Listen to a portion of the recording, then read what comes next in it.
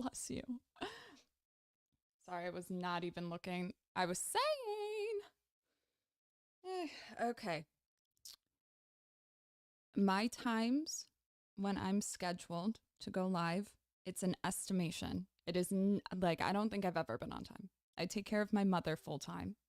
So she had a little accident in the bed. I'm not going to let her just lay there in it. Got to clean all of it. Um, you know, they put us in diapers. Sometimes you got to put them in diapers. Sometimes she takes it off. Like, what am I going to do? But I know you see me as this dumb bimbo on YouTube who just lays around and acts hot all day. And while I wish that was the fucking case. Shut up. Shut up. Shut up. I'm gonna calm down, bitch. Calm down. I also have 2 sick dogs right now. But I've been putting their medicine in peanut butter and it's been a breeze. But Lokai still takes a really long time to like calm the fuck down and lay down. Shout out to Donna. Ma. I get my attitude from her.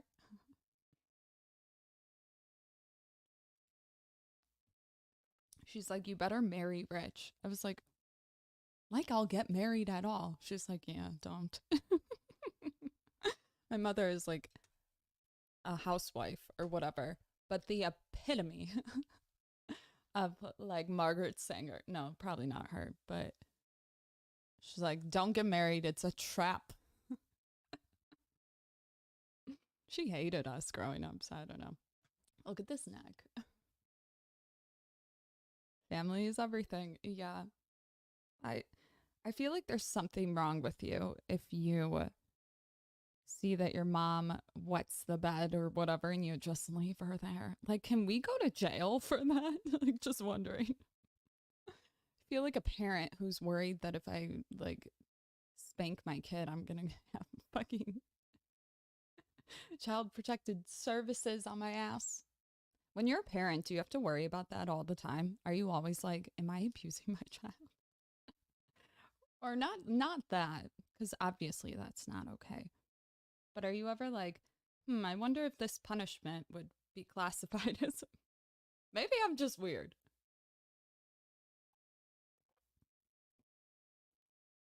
Okay. The thumbnail has Drake and Kendrick in it. However, where Andrew Tate had a recent... What would you call this? Recent... Come on.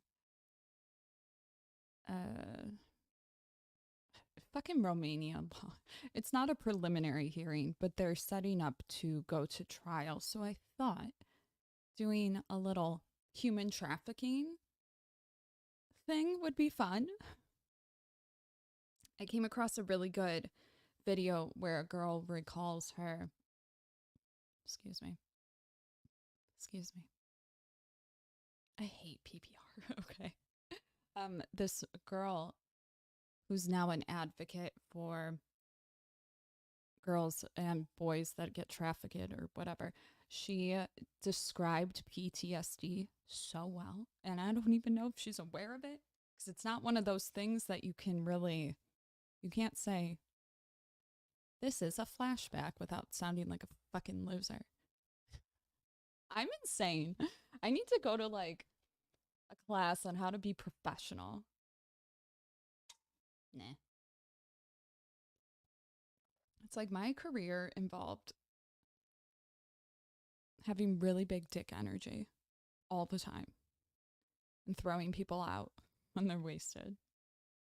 Anyways, so because the Andrew Tate thing is starting to resurface, I thought it would be a good idea to go over it. We'll go over Slim Pimp. Oh my God, Iceberg Slim. Jesus, has anybody read this book? If you're wondering why I hate Matt, no, I'm just kidding. This was the only book of its kind. What year did it come out? 1967? So the one book on pimping. A lot of men use this book when they date.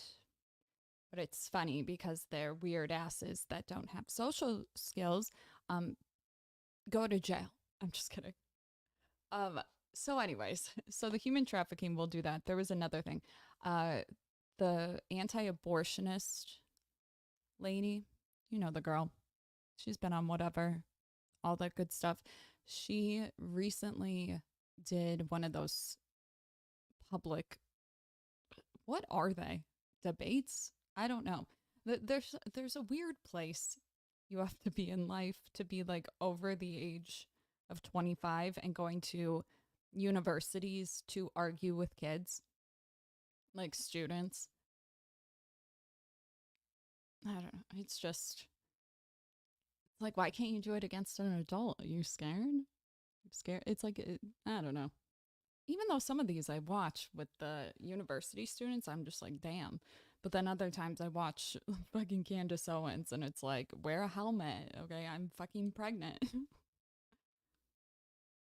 So she did a recent whatever the fuck, and a guy came in, and this guy got up there to talk, and what everything he said could be a speech. Like, it was so good, made me cry. I thought it'd be interesting to get a male perspective, just like TLDR, his girlfriend and him, or yeah, Jesus, already Tori, jeez, okay, they had their baby. Well, she had the baby aborted, shmorted at 5 months without him knowing. I feel like it's kind of relatable to men, especially in this area of topic, whatever. And then what else? I feel like I'm missing a topic. I'm slowing down today, okay? I have a couple videos with the Drake and Kendrick stuff, but the where the beef kind of came from.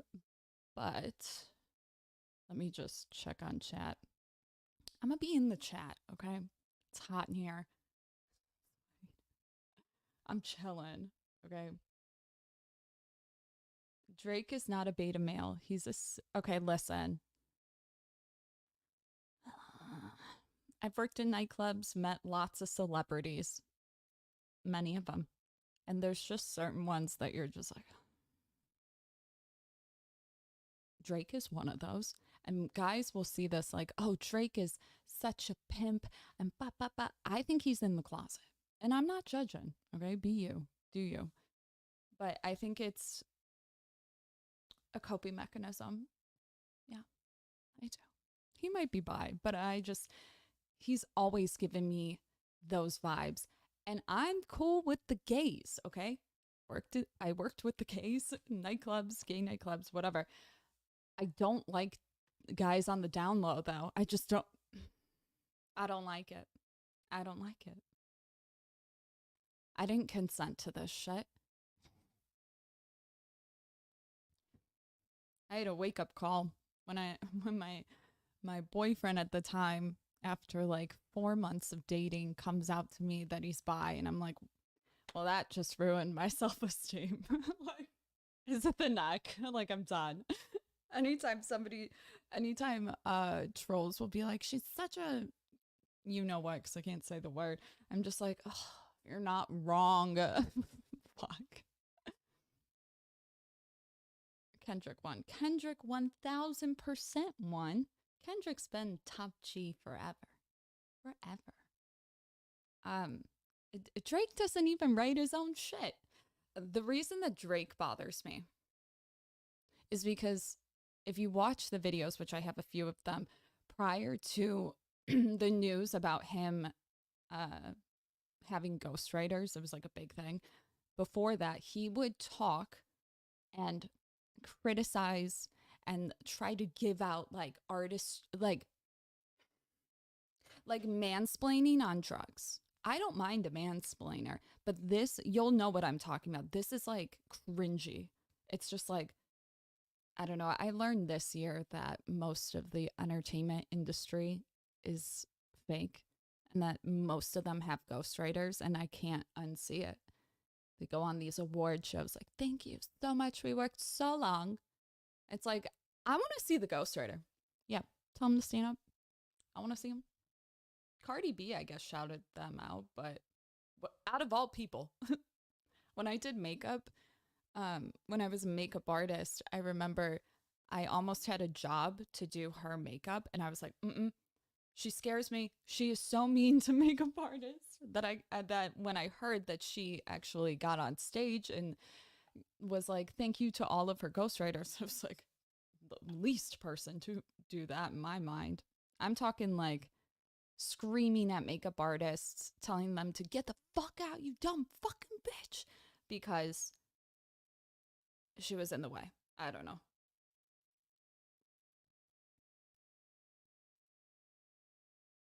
So I'm going to explain the beef right now in bitch terms, okay? Because I got the hoes in the chat. They're probably like, what the fuck is this beef? Say less, okay? We got 3 men, and men, calm down, okay? I know. We have J. Cole, we have Kendrick Lamar, and then we have Drake, who looks like a fish. J. Cole, pretty much, because a lot of people are like, why is he here? I'll explain. Just out of nowhere, J. Cole is like, yay, we're the 3, we're the best, Kendrick, Drake, and me. Kendrick Lamar comes out, he's like, 3? You mean me? And then Drake comes out like, you? And then gives 1, 2, 3, all this shit, all this dirt on him. But then, out of nowhere, unexpected, Kendrick comes back. So fucking hard. Like, think of it this way. You have a bitch that's at your job, and you find out that she's fucking the bar back. She saw you drinking on your shift. Not illegal. Frowned upon, but not illegal. She, during a work meeting, your boss goes, nobody's allowed to drink today. And then you got Missy that goes, I don't know, I can't. Missy's just like, well, you should tell that to Torrie and the other bartenders. Bitch, who are you? What? Missy was fucking the bar back. In the cooler. She was. I saw it. I saw it. Go look at the cameras.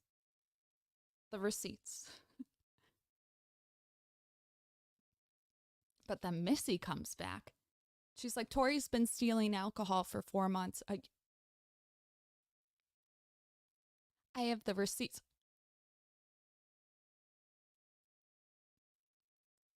Okay. So anyways, that's the beef. Like the short version of it. It's just, we got feud after feud after feud. Now, if we go into the long version, like the video if you haven't liked it already for my troubles. The long version is pretty much, you have Drake, who's been, I don't know, popular for Kiki, Do You Love Me? And fucking all these other songs that played on repeat in the club. Drake was really popular when I was working in the nightclub. I just, if I hear, like, I can just hear Kiki, Do You Love Me? And we're like wiping down. Like, it's always at the same time. Different DJ. But anyways, so pretty much Kendrick Lamar comes onto the rap scene while Drake is already in it. And he's putting out fire shit. He's one of a kind, baby. Right? Like, we would agree. He's kind of in his own genre of rap. What was that one rap group? Or rap guy? Something with an I, like Immortal? I don't know. There's certain rappers that rap activist shit. Zuby's one of them. Okay. you rap about shit that matters, not just like the hoes, the cars, not that shit. And it's been a minute since we had that. I mean, we had the closest thing we had was Lil Wayne, which is like that mixed with fucking mumble rap. I don't know what you call it. I think Lil Wayne's shit, but like maybe I'm biased. And so Kendrick Lamar comes on the scene and he brought some fire shit. And this was before we knew Drake had ghostwriters. And Drake was going on shows saying, you know, he's like good. He's going to get there. Gonna... Back to my Missy story. Could you fucking imagine? Oh, there's nothing I hate more. Well, I hate beta males, but I really hate passive aggression. Do you guys hate that shit? I hate it so fucking much. With passive aggression comes backhanded compliments. You're dead to me. Okay, you're dead to me. I will retaliate in the worst way possible. Like, just don't. I would rather never get complimented again than get fucking backhanded compliments. Backhanded compliments always make me feel like more shit than somebody saying, you're a fucking bitch. You know, at least you say it to my face. And it always comes off pretentious. Oh, I can only imagine if I've done that. And I probably have. Like, fuck.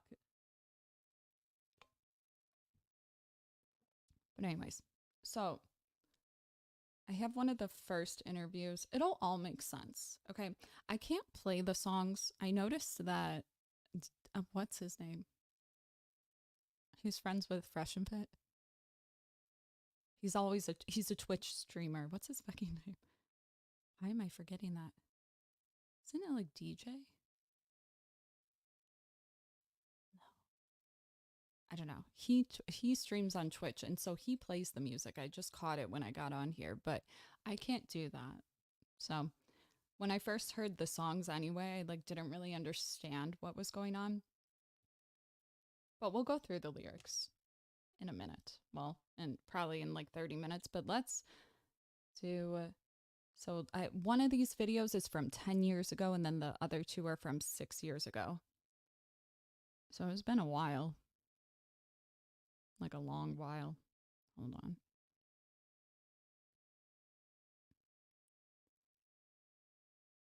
Drake addresses ghostwriting rumors. Not that one. We need this one. Perfect. Okay, you might like Drake. Maybe you like a song, but just actually, best I ever had fucking slaps. Okay, but other than that, okay, this was an interview 10 years ago, and it was kind of like the timeline that I was just talking about. Put a 1 in the fucking chat. Not yet, but if you know somebody like this, oh, it makes me so mad. In the neighborhood, Drake Day going down right now, man. Control the record. People still banging it, man. Where is Drake at with Control? I'm probably like as done as like the rest of the world is with that record. Like I think it came and it went, you know what I mean? And not to discredit it, like it was a good moment, but at the end of the day, it's just like, it was like one of those sort of like fleeting like Twitter frenzies that like, it was cool for what it was, you know, and I'm just into making like, my thing is like, I like lasting power, you know, that's my thing. I want you to still be listening to this album in the summer or, you know, next year, where I want this to stay in your car, stay on your mind. It's like not even about the music, you know what I mean? It wasn't even about like the content of it. It just seemed to be about like, you know, all the and all the talking at the time, and now everybody's like over it. Nobody plays it. It's just like whatever. But I think that's because it wasn't a single, and it did what it was meant to. It had people listening to lyrics and excited about hip hop. And you and Kendrick are good as far as like the albums and doing records with each other. Did that kind of, when you heard your name, did you feel like, man, like that was kind of disrespectful? Or did you feel like, you know, our names were just kind of thrown in there and it was? I feel like he made a decision, you know what I'm saying? And it was a decision to make. You know, he was like, man, I'm either going to go for this moment because I know it's going to be a big moment, or I'm going to like take heed to the fact that I have real relationships and I'm going to like not do that. Cause like, you know, I'll be real. Like I've thought of doing that before. You know, I thought like, man, it would be crazy if I just went off on everybody, but it's just kind of like, where does it really get me? Then what? Then every time I rap, people are going to expect me to be. He's such a virtue signaler.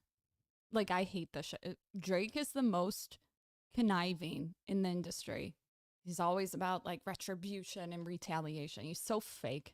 Be confrontational, and when I'm not, then it's not entertaining. You know what I mean? It's like it kind of puts you in a box a bit. So I don't think that put Kendrick in a box. I don't know if I necessarily respect it. You know, we all make decisions. I'm sure he'll be good. He's talented as you know what I'm saying? He's gonna have another album and another opportunity to take the world by storm. So he'll be all right, you know what I'm saying? Even if it doesn't feature, you know, any of the names that he mentioned, which it probably won't, to be honest with you. I don't know who's gonna go back from that and be like, yeah, let's link up and nah, you know what I'm saying? But he'll be all right, you know, he's a talented dude. Does it make you like not want to collab with him? Yeah, I'm good right now, you know what I'm saying? Like I'm just about this album and me, and you know, I don't know necessarily if I feel like 100% like I'm not like, man, send me some, let's work. Like, nah, not really. You know what I'm saying? Like, I'm really just focused on me and OVO and my side of things. You know, I'm not really like into doing like a record with him now. So you ain't Kendrick, you will sleep tonight. Not together. Yeah. Oh, no. Yeah, that's what I always say. I sleep good every night. That's what I say. I'll sleep tonight. Okay. And you're probably like, whatever. This guy, Drake, has been like trying to get on Kendrick Lamar's good side he like fucked it all up, and then now he's trying to get on his good side. So when he says the thing like I'm good right now, it's like, shut up, you're worse than like my sister wouldn't do this, but a bitch. Like, it's just like, okay, let's go to the next. I have a few of them, but I don't know which one's which, so fuck it. Kendrick Lamar and J. Cole have been at the top of the food chain for a very long Oh, this one's I haven't watched this yet, but it sounds like it's going to explain the J. Cole and this shit. We'll see. time, and even in 2024, the battle for that #1 spot is still very much alive. Now, you guys really loved my video where I broke down all the Kendrick and Drake disses, but something that gets overlooked is the ongoing and current back and forth between J. Cole and Kendrick. So that's what this video is about. Now keep in mind, some of these bars are speculation, but some of them are pretty obvious. Alright, so J. Cole and Kendrick's relationship goes way back to before they even released their freshman albums. Now, Guys, are they too loud, the video? Like, am I really quiet compared to it? Cole did have a head start as he signed with Hove in 2009, and when he signed to The Rock, he dropped 2 amazing mixtapes. I was definitely a massive fan of both of those tapes. In fact, the outro track that I use on every video that I make is from Friday Night Lights. Good to see it edited correctly. Hey, what's the dirt? Bitch, I'm about to blow up! And Blow Up is exactly what J. Cole did, and due to that mixtape run, he found himself on the 2010 XXL freshman cover.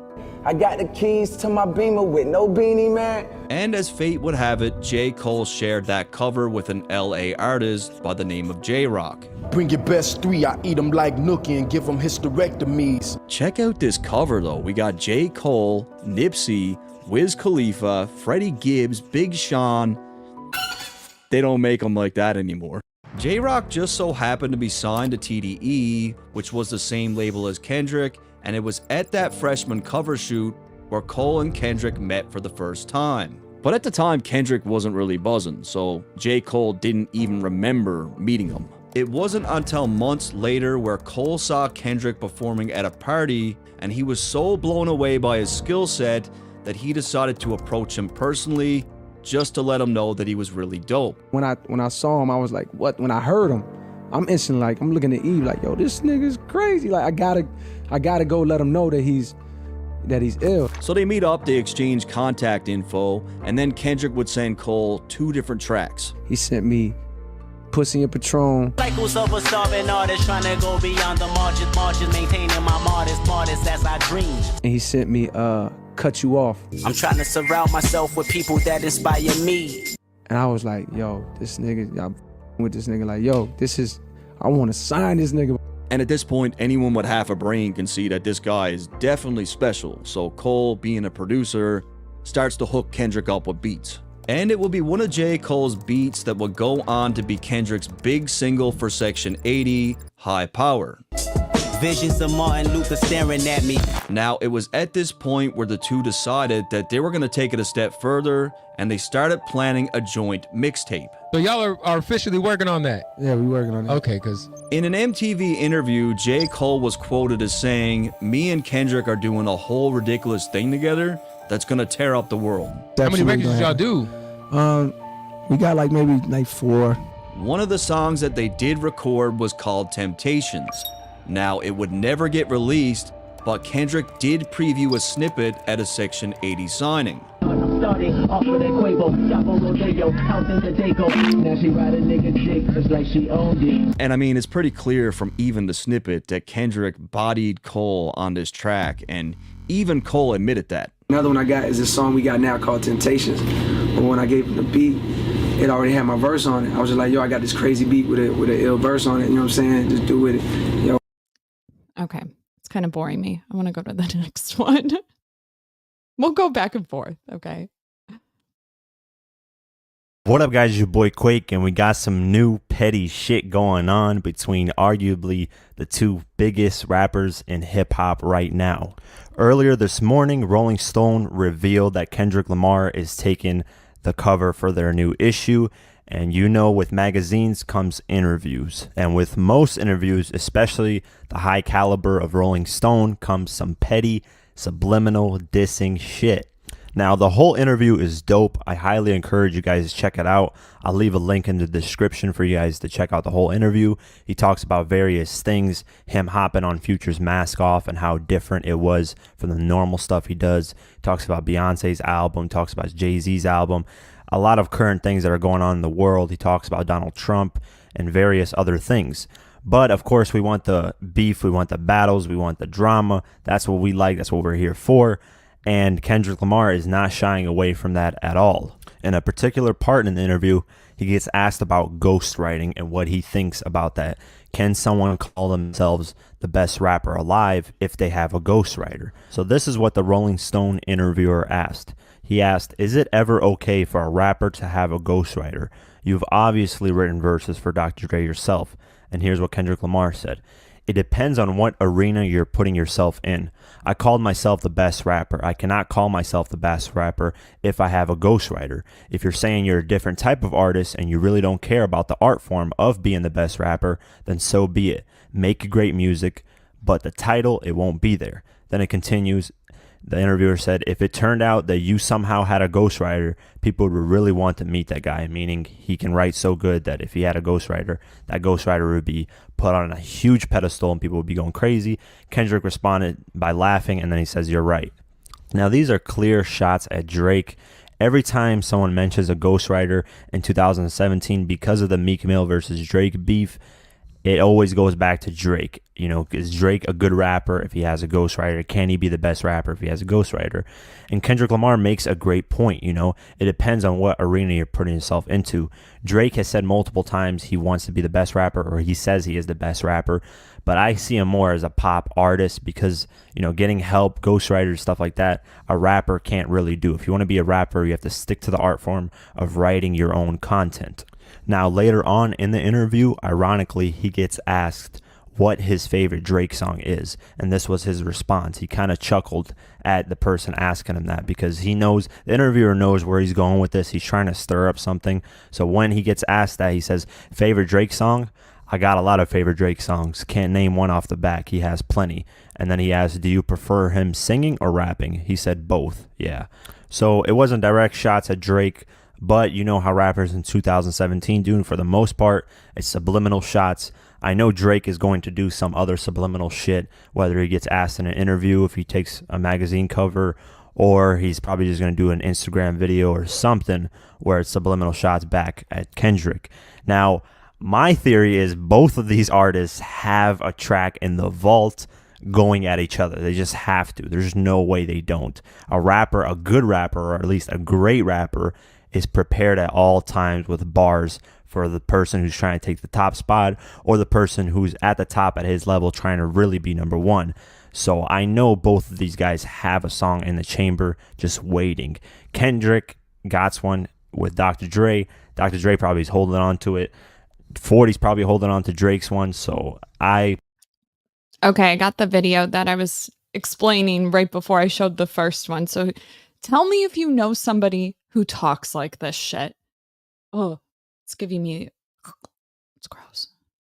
Up and elevated What's too quiet? much? Nah, I feel like that's it. It's like, you know, he's the new guy to love, and of course, Sorry. I mean, rightfully so. He's super talented, you know. But thank you. But he's but he's like, you know, he is the underdog that's extremely hungry. You know what I'm saying? And he's doing his thing really well. And that verse was. He's giving people like moments, you know, like that verse was a moment to talk about.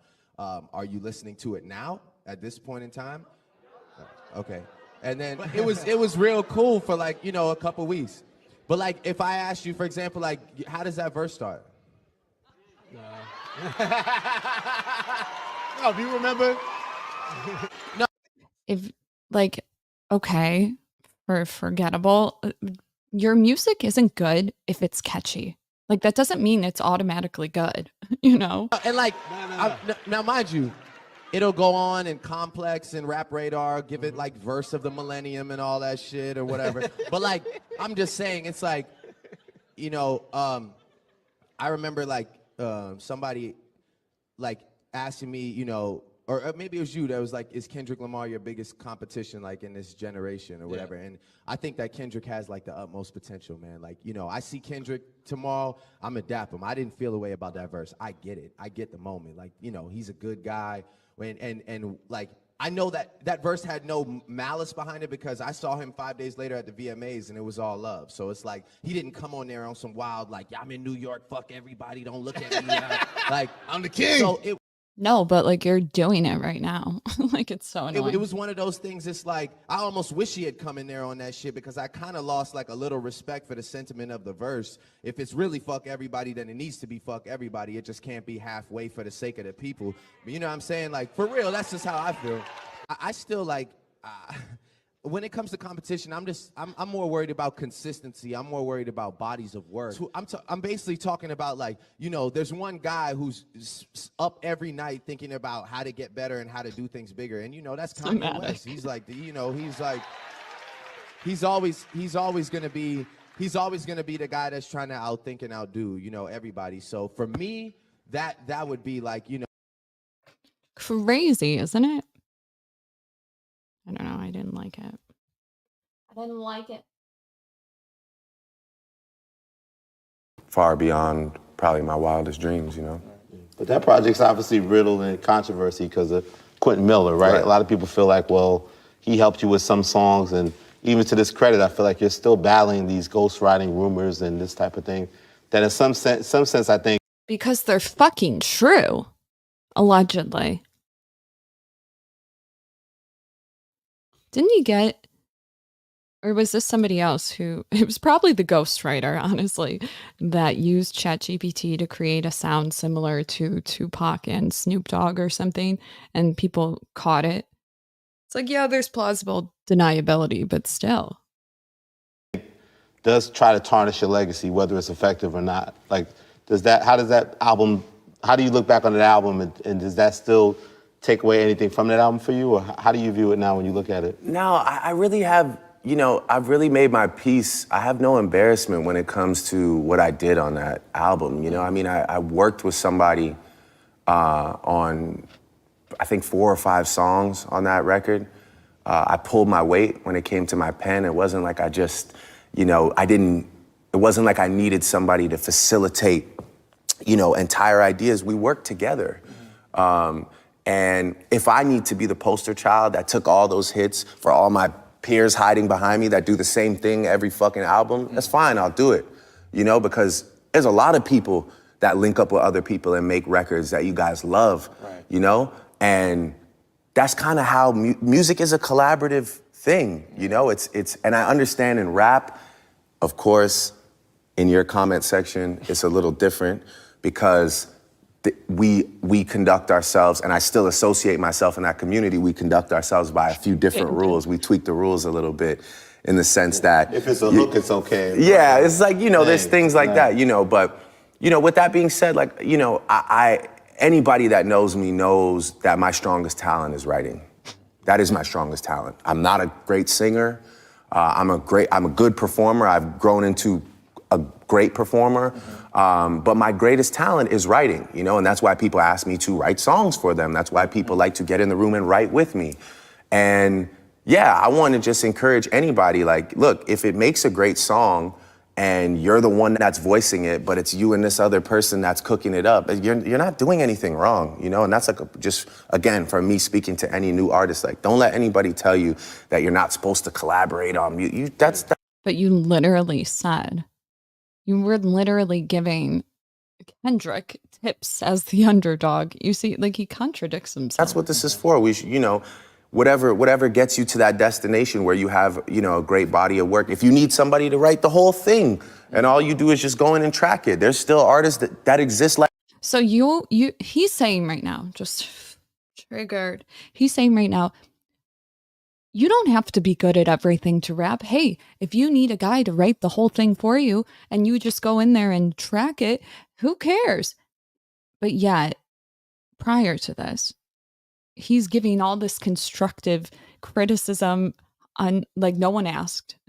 He just gave it unsolicited about how, like, the verse wasn't good. I don't even know what the Control verse is. I know it was a huge thing. Like that to this day, that people love and revere, and they sell out stadiums. That's not you, though. That's not me, no. I wrote by the way, that. all my biggest songs and any song that really, really did damage for me, I've wrote every single lyric. So that, like, the hits, yeah. Not the hits and the ones that you would, like, it's like, I'm not gonna collaborate with somebody on any of the timestamp records. I'm not collaborating with anybody on, you know, Marvin's Room or, you know, like the R&B records that are, you know, other than me and Party. Like, I love working with But Party. I think when you say the timestamp records, that is like the MC, like the bars, right? Yeah. Those are like, so I think the idea was like try to discredit you as an MC, that all of that doesn't come from your pen. Of course. You're saying that comes from your pen. But again, curated by the people who are ready to see the downfall of Drake. So again, just another little, like, let's try this angle, you know? It's really like I said, I've done studio sessions with people. When I collaborate with people, I always send the idea first. You know, I'm the one that picks the beat and goes, yo, here, just put a verse on this and take that for your album or your single or whatever. You know, I put work in. People know me. I'm good for it. You know, so that's why I'm never really stressed about, like, that narrative. It's cool. It's fun. Again, it's cool for, like, memes and people that want to laugh and all that dumb shit. But how do you feel in that moment of Meek sort of putting that out there and then everything goes crazy, right? A guy that was your friend, you know, things get a little hectic with you guys at that point, right? Yeah. He was. I think he was in a bad mental spot, and he just made like a decision to go crazy. You know, it was. If I remember correctly, it was based on a show that I didn't show up for. That was like the tip of the iceberg. I think we had a little miscommunication, and he was under the impression that I'd confirmed that I was pulling up to one of his shows, and I think it was maybe one in Philly, and I didn't show up, and you know, my management or somebody reached out to say I wasn't coming, and like, Drake gives me, I'm just a bitch on the internet with an opinion. Like, he can never take responsibility, ever. He's like, there was miscommunication. He thought that I was coming. Like, dude, you probably said you were gonna go, and then you fucking forgot about it. Like,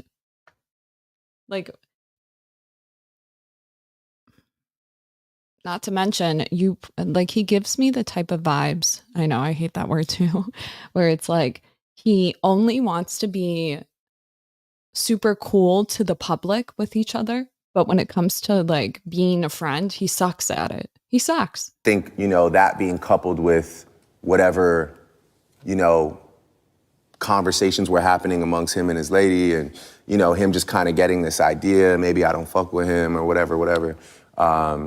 And, you know, he'll tell you himself he wasn't in the best mental spot at that time.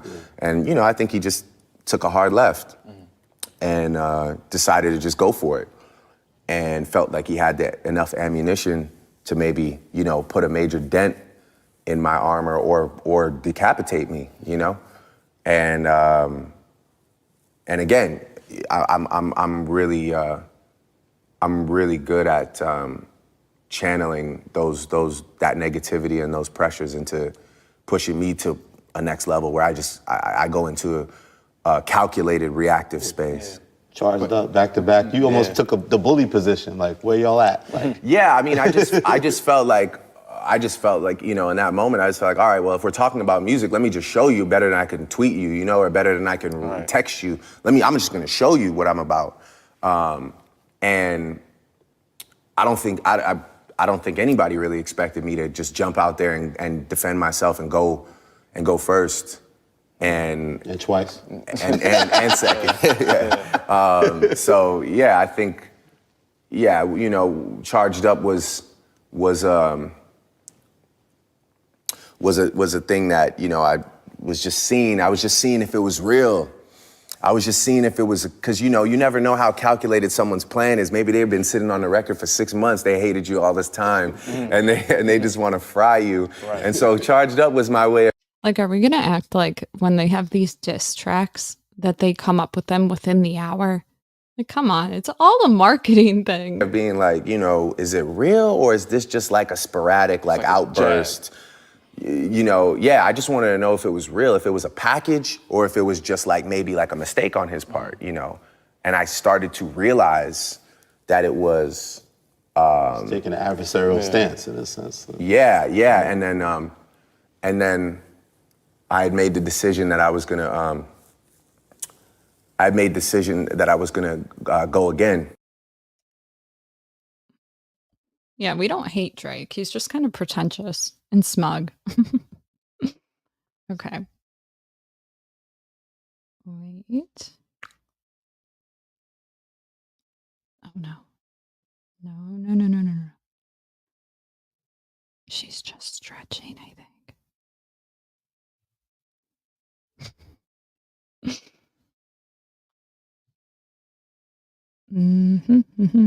Okay, we're gonna switch gears. We can come back to it and talk about the actual lyrics and shit.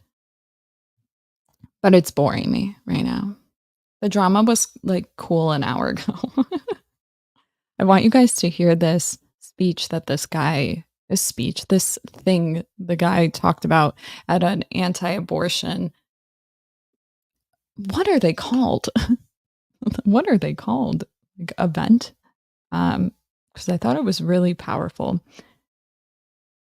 Dun, dun, dun. What's her one day? I just want I want a Windows computer so bad. I miss it. That's what I learned on. I want to build my own.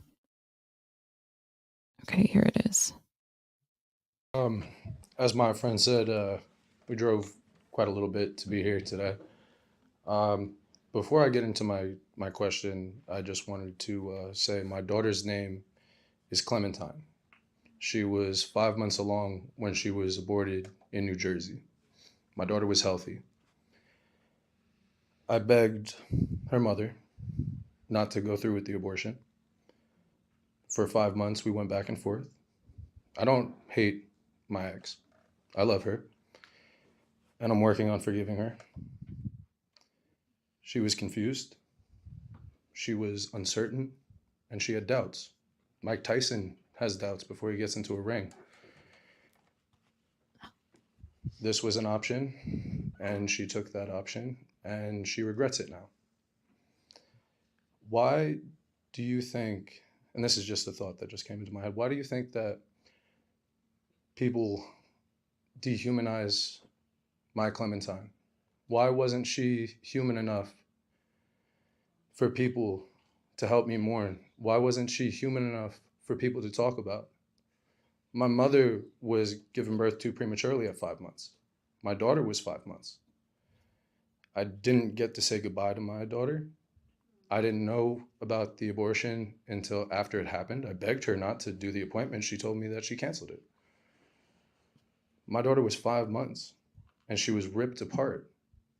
My daughter doesn't get a funeral. My daughter doesn't get respect. As my friend asked, yeah, medical testing on a healthy baby. Why?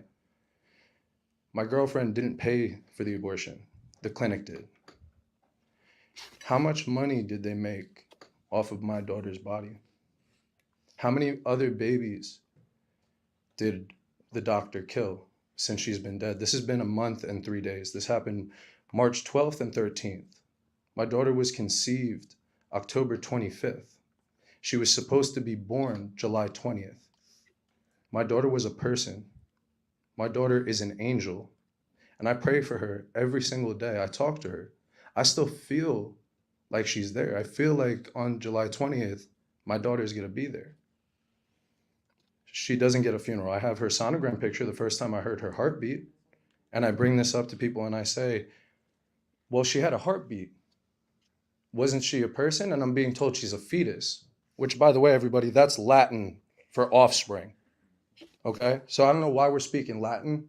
I speak English.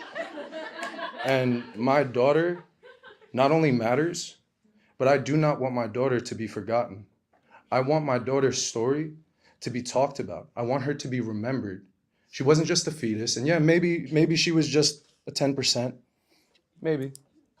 But she was a lot more than that for me. For 5 months, I'm told by my friends, I'm crying over somebody I never met before. I'm told by people, well, she wasn't even a person. She was just a fetus. She wasn't even a baby. She wasn't fully developed. My daughter was still growing. And my relationship with my daughter was going to grow for the rest of our lives. Why isn't my daughter human enough for people to care? Why isn't my daughter woman enough for her to have a body and for her to have a choice? My original question when I was coming up here was, can I see the clamps? I don't want to see the clamps no more. I've heard enough about it and I've seen the pictures. And yeah, the guy said Wi-Fi and Google search. You could Google what it looks like. It's out there. I did. I wouldn't recommend it. I still have nightmares. My daughter was going to be beautiful, but now I don't know where she is. I'm just so confused. I get it. I'm just a man. You know what I mean? But men, we're not supposed to have feelings. As a father, because I'm still a father. As a father, I'm just supposed to forget. I'm just supposed to move on. And I'm confused. So my question really isn't for you because you understand. My question is really for society. Why doesn't my daughter matter? Why wasn't she enough? Why didn't she get a chance to live? And ultimately, no, I'm not blaming my ex. She had doubt and she regrets it. Ultimately, this is our government's fault. We've stopped evil laws in the past in America, in Germany, and you guys know what I'm talking about. We came together and we stopped evil laws. This is an evil law that killed my daughter. Her mother did not kill her. Again, doctors like this man right here, you're not to blame. Thank you for doing what you're doing and thank you for speaking up because this is important. And not enough men care enough to speak up. So thank you. I hugged this man today. I don't know who did this to my daughter. I wish I could ask him, was my daughter beautiful? That's all I want to know. What did her face look like? My daughter matters. And I really hope that everybody remembers Clementine. And I hope you think about Clementine as much as I do. She is loved and she is not forgotten. And I hope that everybody can keep her memory alive too. Thank you. Wasn't that so Your daughter good? is beautiful. She's more beautiful than us because she's not here in this imperfect world. To answer your question bluntly as to why didn't Clementine matter enough? The answer is people don't want her to matter because they don't want. This is about to be really good too. I forgot about this part. I was just so enthralled with his, but this is really good too. Have to accept responsibility for their actions. They want to dehumanize, right? They want to use words like fetus or embryo or zygote, which is a stage of our life that we all once were, to separate the child in the womb from us, persons outside the womb. Because when you look at the stages of genocide, number 4 is dehumanization. So when we use words like zygote or embryo or fetus, it's not because we're trying to be scientifically precise and saying, oh, an embryo in this stage, a human in this stage, the embryo stage. We use that word because we try to make it seem like they're not like us. Because if we would refer to her as a baby, as a beautiful little girl that she was and she is, right? If we refer to her as a baby, it makes us think twice about saying, yeah, I think abortion should be legal. And we want to say abortion should be legal because abortion allows us to not accept consequences and responsibility. It allows us to have sex with however many people we want, to seek pleasure wherever we can find it, and not accept a responsibility for our actions and to be adults. Once we refer to our children in the womb as children, as they are, as young ones, right? As offspring, what the definition of fetus is, that changes the entire conversation. Because it's not just some foreign alien that doesn't look like us and therefore it's okay to kill them. We know it's a human being with rights, and just because their age or their size or level of development shouldn't change their human nature and their fundamental rights not to be killed. Your daughter, it was legal to kill your daughter because, and I'm going to get even more blunt, because we want to be selfish. We want to be able to do whatever we want and accept no consequences for it. Except in cases of sexual assault, we want to say abortion should be legal because we want to do what we want to do and we're more important than everybody else. That is selfishness. It's hedonism. It's immoral and it's wrong.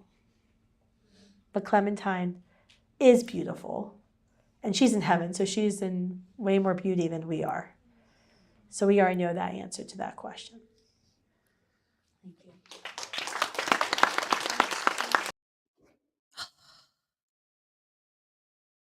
Baby Clementine. I'm reading what you guys wrote. Oof, I feel this. Not with autism, though, with schizophrenia. It's oof. Yeah, that's true. What do you do when they don't know right from wrong because their reality is different? How do you communicate with them?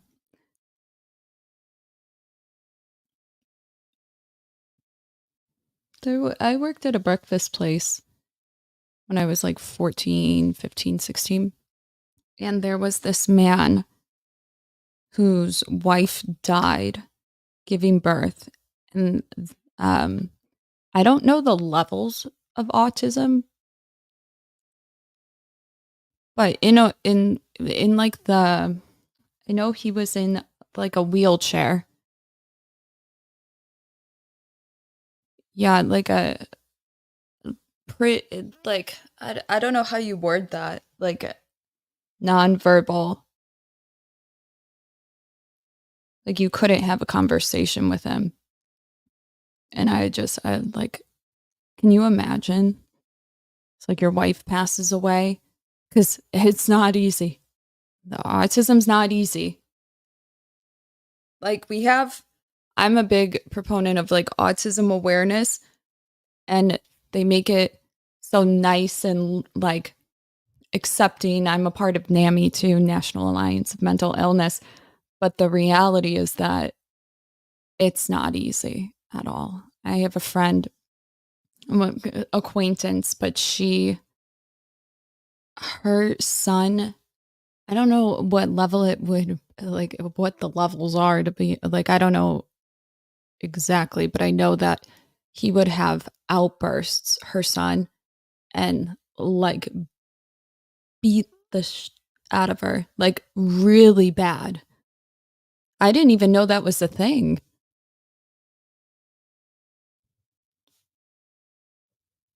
Why does that happen actually? Because like nobody talks about that. Hold on. Autism, violence. Is it like a sensory thing?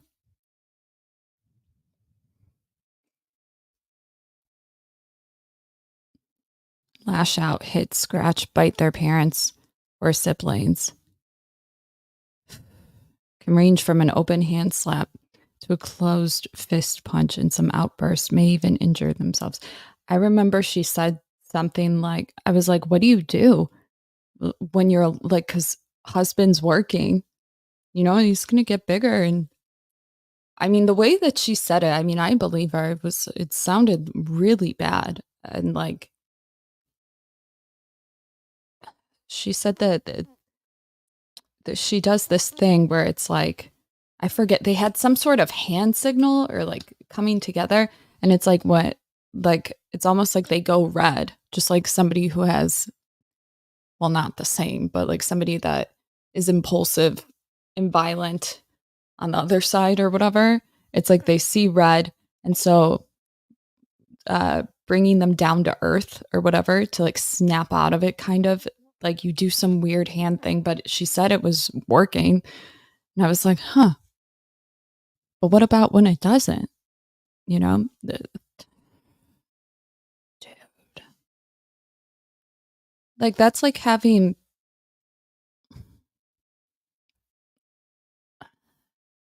a toddler for life. And I say that because it's like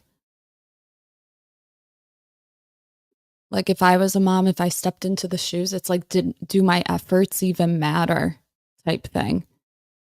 Like, am I mothering? Am I teaching them anything if they can't really get it? You know what I mean? Oof. I feel it in my soul. It's hard. Lexi says men indirectly kill children by not taking care of the mothers. They're killing both. Okay. Like, I shouldn't say that, but like I will see men say it's her choice. She did it, blah, blah, blah. But the men that say that are the men that wouldn't abandon their family. They're like good men, but sometimes I want to just shake them because I'm like, y'all, I worked in women's shelters. Like,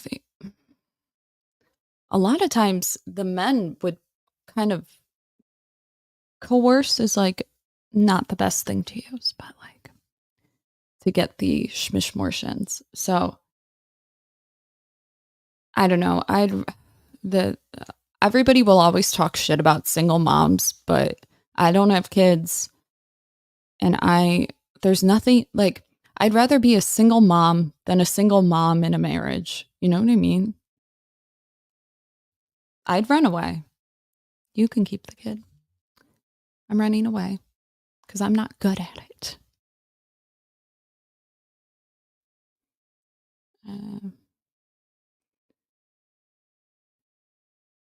Survival for women and men get to make a decision to participate. Men like go run and blame.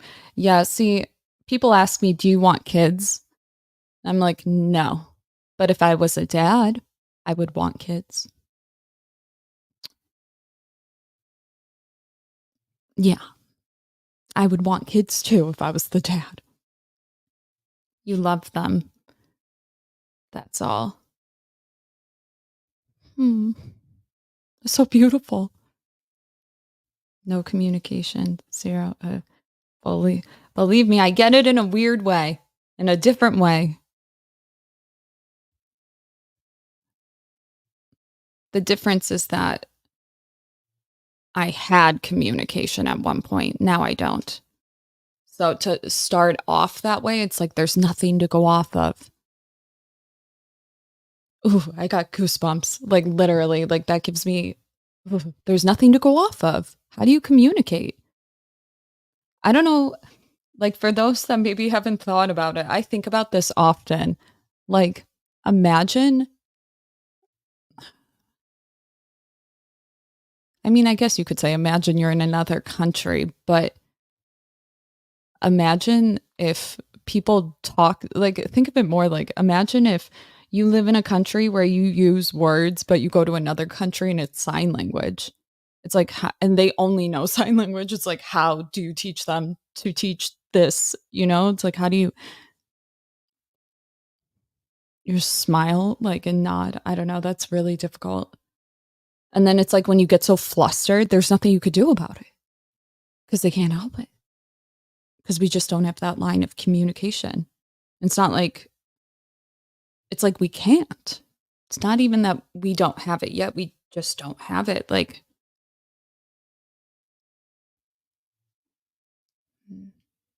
my cheerleading coach was a head of the special ed department. It seems like they're having fun in class. I remember I went to go pick up some form for like cheer camp or something. They were having a party in there, okay? It's like, why are there cupcakes? It's like, what the fuck? And she loves her students. She loves her job. She would take everything out on us, like go run 7 laps and shit. But she was always so nice. I don't think I've ever saw her mean when she was like teaching. She was so mean to us sometimes, but she was so sweet. That's the great thing about like the special ed department is everybody there is there for the right reasons. Like only the nicest people you know are in the special ed department teaching. Like the people that are just so calm and so friendly and so nice, like so soft. You're just like, you know, those people that they're almost too happy all the time. You're like, are you okay? But in like a calm way. It's like, I love it here. I used to leave my history class to go sit in hers. They had snacks. I'm like, what the hell? There was a basketball game too. That was my favorite in high school. I forget it. Was it? It's been a minute. It was like an event, but they would have the special ed department play. And no, it's not like where I remember people will say, oh, you have this special ed department playing volleyball and they like make fun of it or something. That's not what I'm talking about. This is like a big event at my high school and they have like all sophomores, seniors, all grades in the big auditorium, like an assembly. And it's just wild. It's so much fun. And they're having so much fun too. And they're good. I'm like, I suck at basketball. But I guess they train to do it for like a year. I was like, that's so cool. That's so cool that our school does that. I don't know. We had our high school was really involved with like different like volunteer stuff, not just like that, but we would do planting trees, misericordia. What was it called? I think that's where the older people were. They had, I remember middle school, they wanted us all to pick something and then do a couple hours, but literally my grade, when we went to high school, I mean, like literally we all volunteered for fun. So it was like always a weekend thing or whatever. I had a really genuine class of 2013.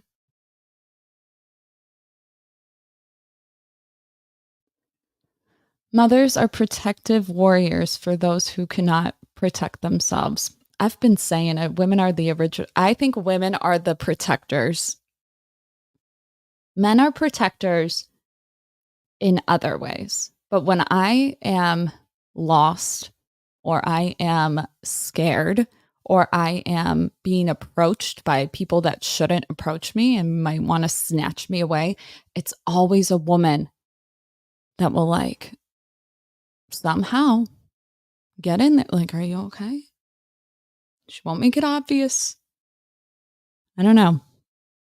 If I'm walking down a street by myself at 2:00 in the morning, which I wouldn't be, but if I was, and I hear somebody walking behind me and I turn around and it's a woman and her child, I suddenly feel the safest that I ever would be.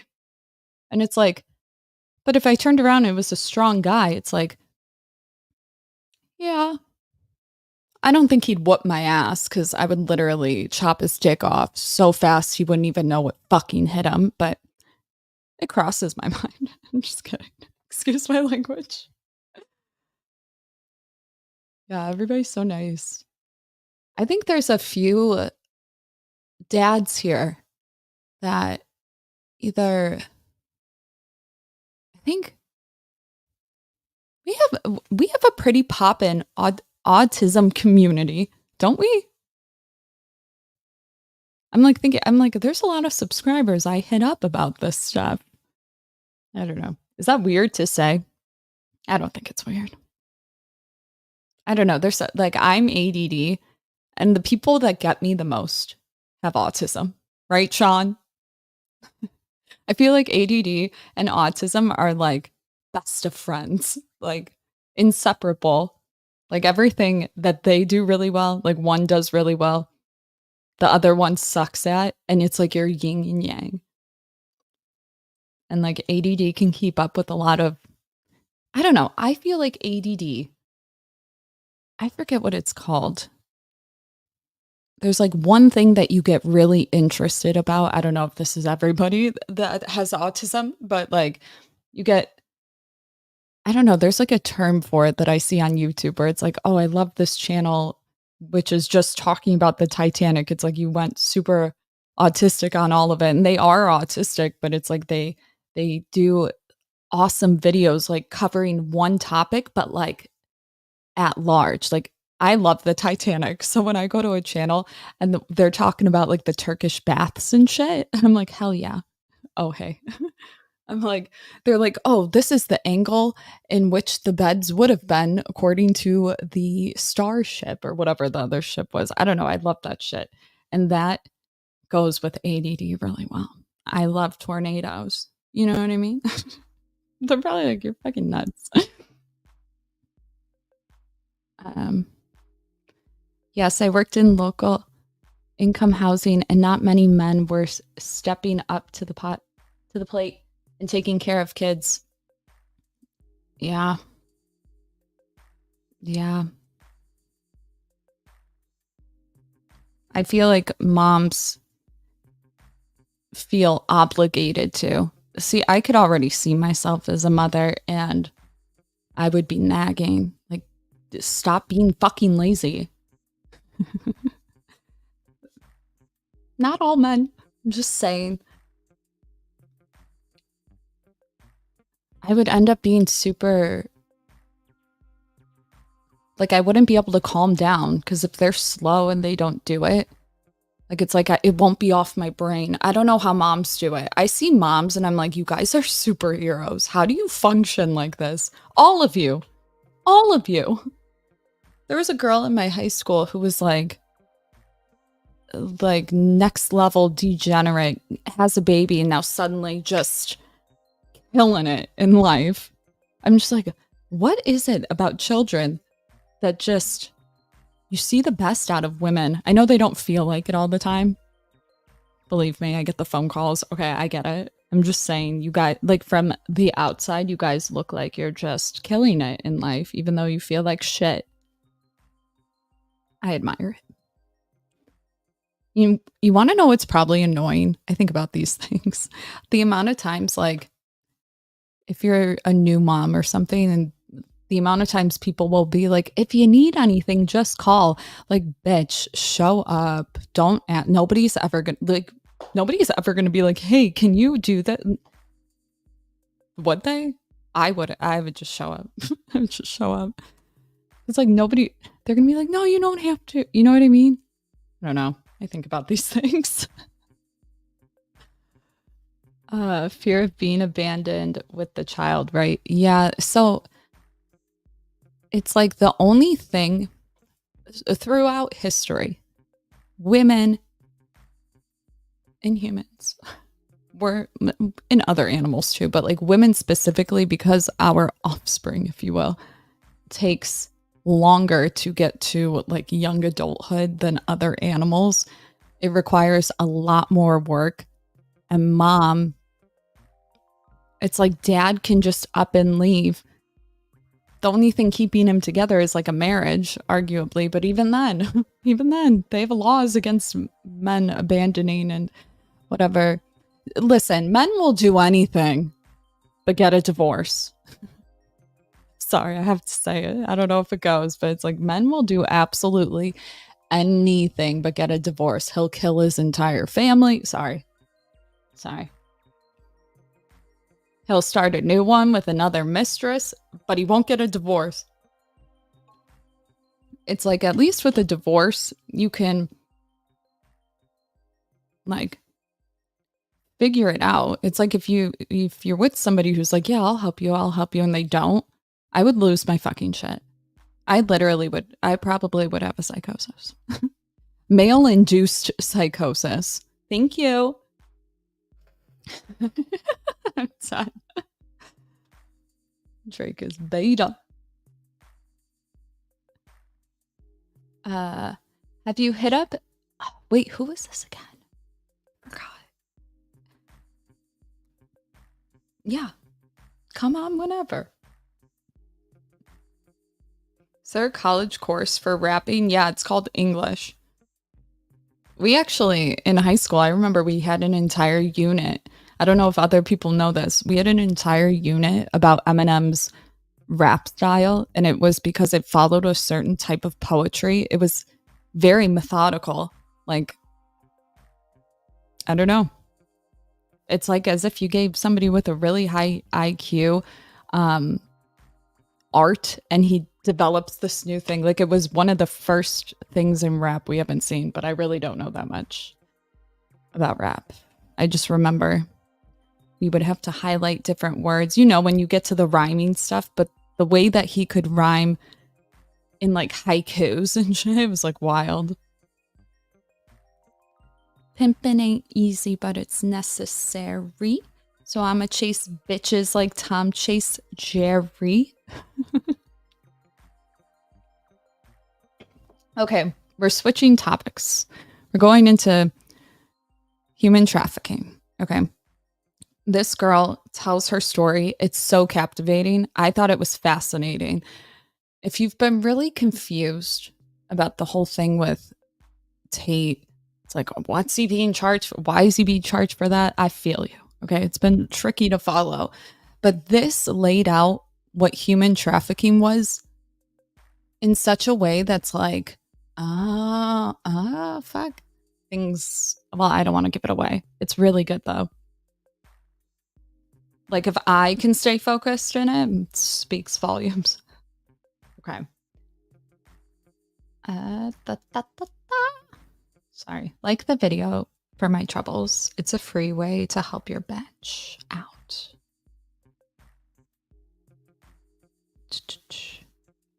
I was actually just looking at my analytics, and I stumbled across the fundraisers we've done, and the only one we've done is autism. I don't even know if it ever sent the money to it though. It just sits there because it didn't ask me to like say, okay, send. So I just see this number. I'm like, it looks like it didn't send, but it did. I don't know. I stumbled across it and now I just keep looking at it. I don't like it. Okay. Where are we? Here it is. I swear I will download this shit and then it's gone. And then I have to download it again. Or I just am that distracted. I have to tinkle. Is it Sunday? It is. May 5th. Cinco de Mayo. Wow, it took me all day. Okay, here's the video. 10, 9, 8, 7. It's so hot here. 6. Here it is, baby. Okay, if a trigger warning. SA, EPAR, drugs.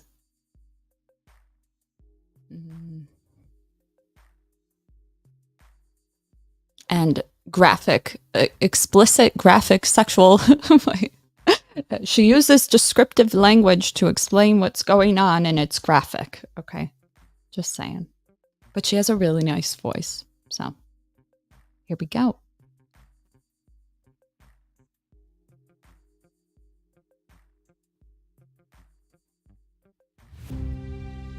What he did to me next, I literally begged God to let me die. instead of live. I had no will in me left after everything.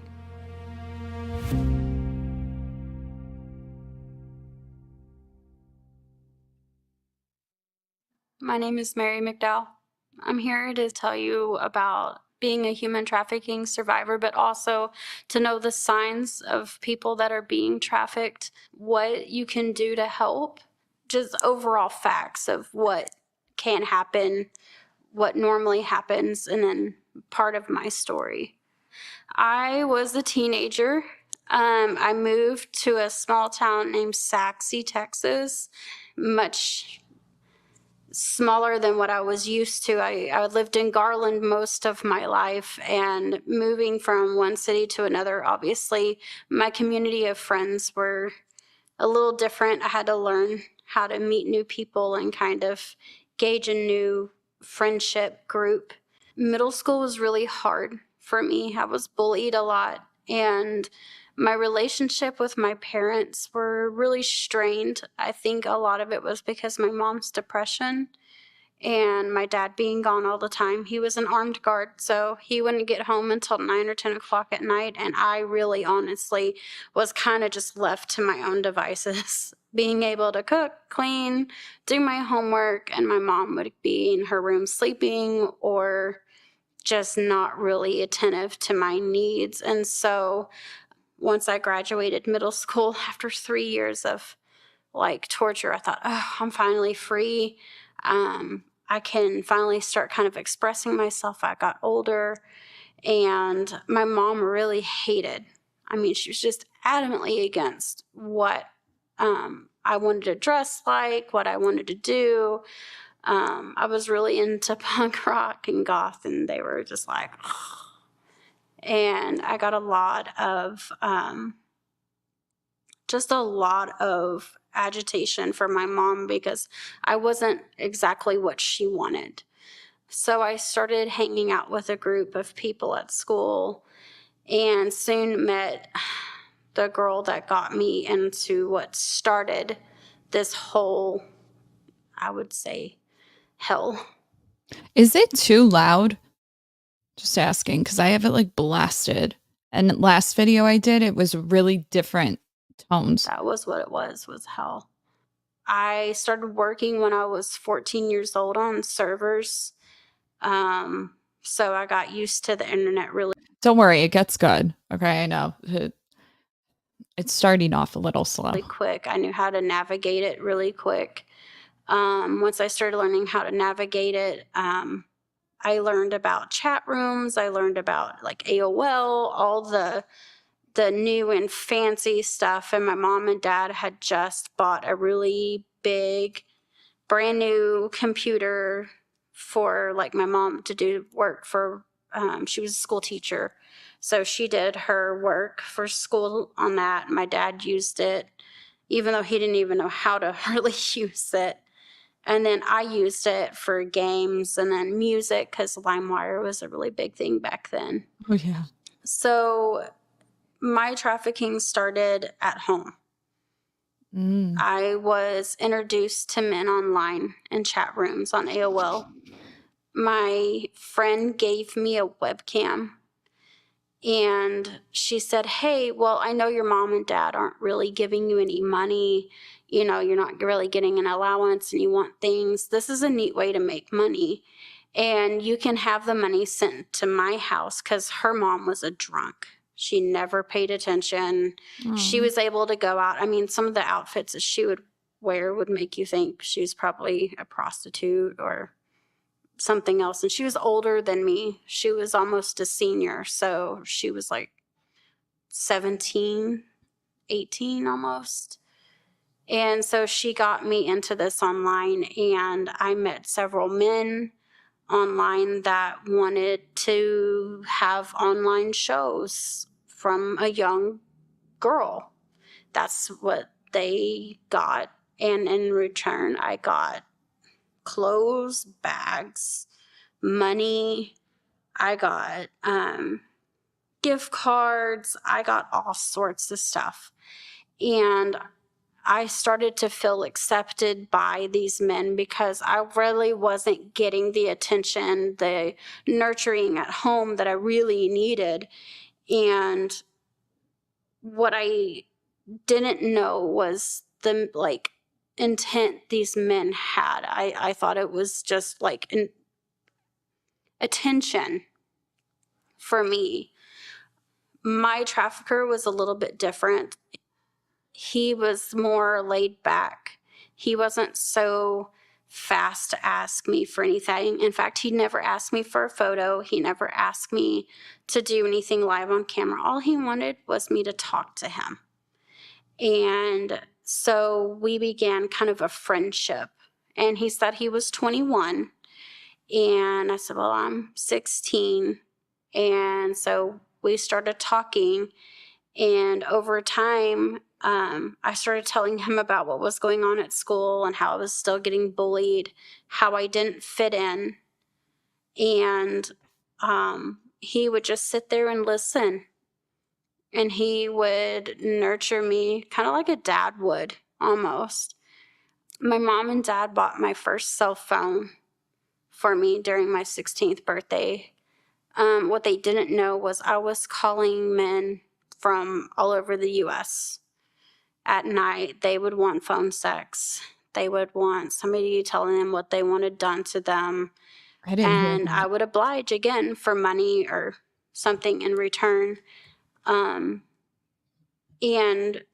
it felt good for me again because I was like, well, I'm getting attention. These guys like me.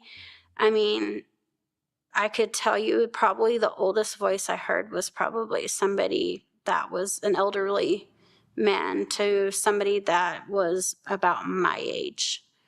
And again, this was all like off of AOL in chat rooms. We would go and we would put like little hashtags out or little signs saying, you know, age, is age and where you're at. ASL. And are you single, looking to like date, or are you looking for somebody to talk to? And that's how we would basically lure, you know, these guys' attention to us. And a lot of people say, okay, that's prostitution. First of all, a 16-year-old can't be a prostitute. They don't even know what they want, much less at that time make that decision for themselves. And so I didn't see anything really wrong with it because from my perspective, I just didn't feel wanted. My family really just kind of didn't make me feel wanted. I really felt like neglected, alone, like I didn't really belong. So I talked to him online, and it wasn't until my parents found out about me talking to other men that they just lost it. At that point, they got mad at me. They took my phone away from me, and I ended up getting, I guess, kind of like a burner cell phone. I'd have to turn it off. My friend would sit there and tell me when I could turn it on and stuff like that, and I'd wait for my parents to go to bed. And I had it in my closet, like hidden, where they couldn't find it. I put it in one of my old tennis shoes that I barely wore anymore except to mow the lawn, and it stayed off until I needed it, and it fit my Nokia cord, so we were good to keep on going. I had that cell phone. My friend paid for it. She made more money than I did. She had more men interested in her and had built up a group of men that regularly contacted her for her services. I really just got lost because I thought that this guy was going to be my friend and help me. And I called him on the other phone and I said, hey, my mom and dad took my cell phone from me. I really need to talk to you. Be online at this time. And so I would get online, I would shut the door, shove a towel underneath the door so that my parents couldn't hear the little dial-up noise. And I got on there and I typed out everything to him. And he said, how about this? How about I come to you? And so it took him roughly like 2 months. It took him 2 months to get to me. He came from Colorado, and there was periodic times that I didn't have any contact with him, but he still had the number to the burner phone. And so he would call me late at night, like once my parents were in bed, and he knew that it was safe to call, and he would let me know where he was at. He rode the Greyhound bus to Texas, and then he said, hey, we need to meet up. Eventually, I want to see your face. He goes, I've got to talk to you. I've gotten pictures of you, but I've never met you face to face. And so initially when I first met him, I kind of felt like something was off about him, and he didn't look his age. And then I assumed because he smoked, maybe that's why he looked older than what he was. But he told me about his daughter and that how, her mother died, wasn't in her life. And he thought that I would be a really good person to step in and be a mentor to her. And it was about then that I said, okay, I'll go with you. I want to wait a little bit longer to get to kind of know you before I leave. And things at home started to deteriorate. Like, just everything was rolling downhill for me at that point. I remember meeting him just prior to, everything happening. And I said, I need to go now. Like, I'm tired of this. I'm tired of having to deal with my mom. I'm tired of having to deal with my dad. For those that are just joining, this girl is going to talk about her experience of being human trafficked. A lot of talk about human trafficking. A lot of people get it wrong. And I thought she did a really good job at talking about it. But the way she described everything is equivalent to if you've ever suffered with PTSD. Like, her way of trying to recollect, whatever the word is. I'm ready to go. And I told my friend that was also into this, it's like, hey, what would be fun? I said, it's Mardi Gras. We can go to Mardi Gras. We can go to Louisiana. We can go to Mardi Gras. We can get away from here for a little bit, give me a reset. And of course, my mindset was, okay, well, my parents are probably going to be worried about me. I can still check in with them, but I want to get away.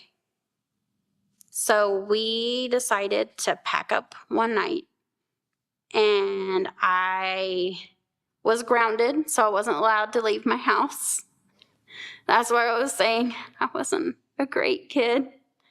And I took my mom's cell phone, and because she was asleep, I took my mom's cell phone. I told her I was going to go walk the dogs and then come back home. What I did was I got on the cell phone, said, hey, come pick me up. I let my dogs loose to go back to the house, and then I ended up getting a ride to like downtown Plano-ish. I stayed at a hotel there overnight.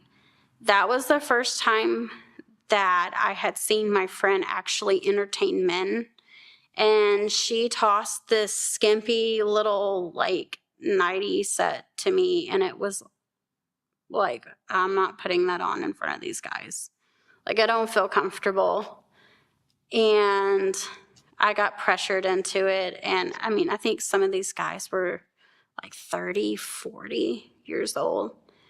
And a lot of them were buying alcohol. They had other girls there. My friend was like hanging out with a whole bunch of these girls, like kind of like hanging over them. They knew each other somehow. And I asked her, I was like, how do you know all these girls? She goes, oh, we hang out all the time. It's no problem. And she's like, you get your cut out of the deal. They get the cut out of their deal. This is just, how we do things. And I was like, okay, this is a lot more than I thought it was. And I remember sitting down and talking with my trafficker, and I said, so after Mardi Gras, I'm going to probably go back home. And he goes, well, I thought that you were going to go with me and get away because you were so distraught. And I said, just let me have some time to think about it. And the more and more I think back on my story, the more and more memories are coming back of the conversations that I had just prior to being taken. And the decisions I made leading up to that were some of the worst decisions I think I've ever made in my life. Do I regret anything that I did up until that point? No, because it's gotten me here. It's gotten me where I'm helping other people. It really sits there and changes a person's soul once they're trafficked, because a part of you that wanted that normal life, that normal relationship, I always had dreams of getting married and having a family and having a husband that's wonderful to me like my dad is to my mom. I had a lot of dreams that were shattered with that and never were the same. And then I remember him handing me a bottle of water. And I remember taking a couple of sips out of this bottle of water while Evanescence was blaring on the radio. And every time I hear that song now, I hear it. It throws me back into memories. And I can still remember the taste of the water, and it was bitter. It didn't taste right. Something was wrong with it. And he promised me that it was okay, that it had been in his backpack, that it probably was the plastic taste. And it was a weird brand. So I was just like, okay. I took several sips of it. And then, the more and more I drank it, the more and more I became thirsty. And then I kind of started feeling drowsy. I remember falling asleep to the album Fallen by Evanescence. Ugh. And I remember the songs kind of fading in and out for me. I remember hearing him talking to me, but I couldn't make sense of what he was saying to me. When I would start to wake up, he would kind of give me some more water. And again, I would take it and I would drink it and I would just make a face like, oh, this tastes awful. And at one point I kind of started fighting him on it. And he goes, no, you need to drink some water. You're sweaty. Your body's really, really sweaty. It's really, really hot. And the car air conditioner wasn't working and it was warm in Texas. And so I was like, okay, I'll drink it. And as we started going throughout the night, I remember feeling kind of chilled and I fought him on the water. I remember passing pine trees, and then I remember hitting the Louisiana border. And I remember looking up and I'm like, oh, we're in Shreveport. Okay, I know where we are. My friend's grandmother lives over here. Why don't we stop here for the night and get some rest and then continue the rest of the trip later? And my friend was adamant that we keep on going. And so I think after the third bottle of this water that, like I said, tasted awful, I fell asleep for a good while. And I remember waking up to the sun hitting me in the face. And I was out in the middle of this highway, and there was fields on either side of me. And I looked around and I was kind of in shock. And I was like, where are we? And we were trying to figure out on the map exactly where we were. And then we see a sign that says Alexandria, Louisiana. And so we looked and we found where Alexandria was on the map. And we still had 300 or 400 miles to go down to New Orleans, New Orleans proper.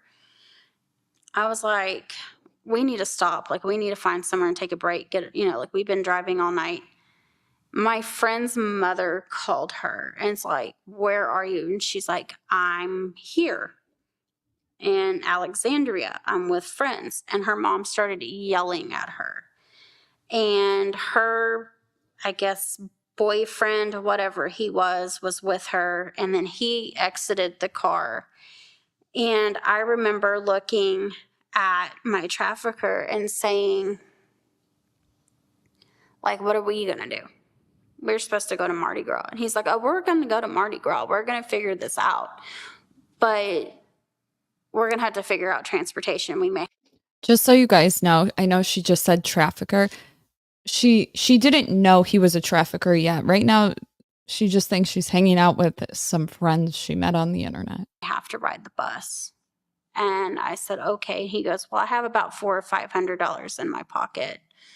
Why don't we get a place to stay and hang out until we can find the bus station, find out how long it's going to take us. And I looked at my friend and I was all like, you're leaving me behind with somebody I don't even know. Like, why? I thought we were going to go to Mardi Gras and party. She's like, my mom said if I don't get back to the house that she's going to call the police and all this other stuff. And I said, okay, I'll stay. And at first he was really cordial with me. We were having conversations and he said, are you hungry? Yeah, I'm hungry. He's like, why don't we go get dinner? And we sat down at a Chinese restaurant and I just kind of sat there and I poured my heart out to him because I felt so incredibly alone at that point. And I was afraid because I knew that my parents knew that I was missing at that point. I was afraid of what they would think, what they would say if I called them. I had no way to call them at that point, but I was going to find a phone and call them. And we got done with the Chinese restaurant, and then we got back to the little, like, rundown motel. I guess you would call it motel. It was like a single story, kind of older 1950s looking motel. And I remember walking into the room and looking around and being like, well, we could have done better with the money that we had. But okay, we're only going to be here for a night. I can deal with it. And he went outside and he smoked a cigarette and he came back in. And then he said, give me your wallet. What? Give me your wallet. Okay. I gave him my wallet and he proceeded to get out a pair of scissors and cut up my ID, cut up anything that had my identification on it. And then he said, clothes. And I said, clothes. He's like, yeah, clothes. I want your clothes. No, I don't. And he proceeded to hit me in the face. And he said, take off your clothes. Okay. He said, drink this bottle of water or I'll hit you again. I drank the bottle of water. I became very tired. He proceeded to get me into the shower, shower me, put me in a woman's nightie, like a overnight outfit. It was satin and lacy and see-through and everything that I was just like, I don't want to wear this. And he's all like, drink more of this water. And I would keep on trying to like throw it away from me. And he says, if you don't drink this water, I'm going to hit you again. And I remember he got me to the point where I couldn't really stand, much less like get up by myself. And he tied me to that bed. And he kept on force feeding me that water. And some things I do remember, a lot I don't. I remember waking up. I can still see his face above me. I know that in the morning he would get up. He would force me to have a bottle of water. I'd fall asleep or I'd be kind of in and out of it. I remember his face being above me. I can still remember the smell of the cigarettes that he smoked. I remember the feeling of just being helpless. And I mean, he would throw me in the shower, make me change into a new outfit, throw out the old one, and just keep going. I know that another man came into the room at some point toward the end. I don't know how many men came into that room. I know that I still have memories of different faces, and I don't think I'll ever gain back full memory of that, because when you're drugged, you don't have any memory. And I remember sitting there at one point when I became kind of cognizant of where I was. I could hear the housekeeper outside, but he had told me if I made any noise, any whatsoever, that he would find me and he'd kill me. And he would kill my family. He knew where I lived. On day 5, he made me load his clothes into a basket. He put me in the outfit that I had arrived in. And he made me carry a laundry basket from Google Maps 3 miles to a laundromat. And I was able to actually find the laundromat online. And I remember the outfits that he had put on me. Some of them he had saved and still had price tags on them. And he said that he was working during the day, but I think he wasn't working. I think he was trying to get other men to sleep with me or rape me or do whatever they wanted to. He would stay in the hotel with me at night.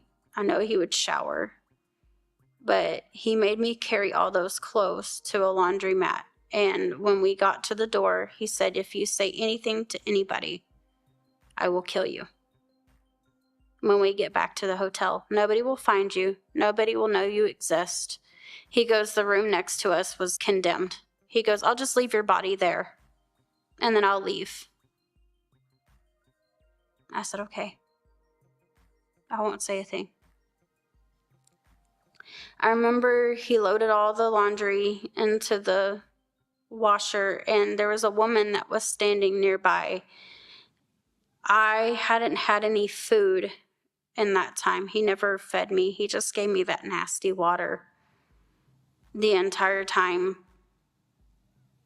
I felt sick. I felt sweaty. I felt awful. And I think this woman kind of caught on to the fact that I wasn't okay.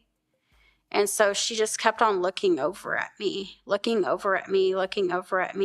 then he looked at me and he goes, I have to go to the bathroom. Here's the change. He goes, you better be standing here when I get back.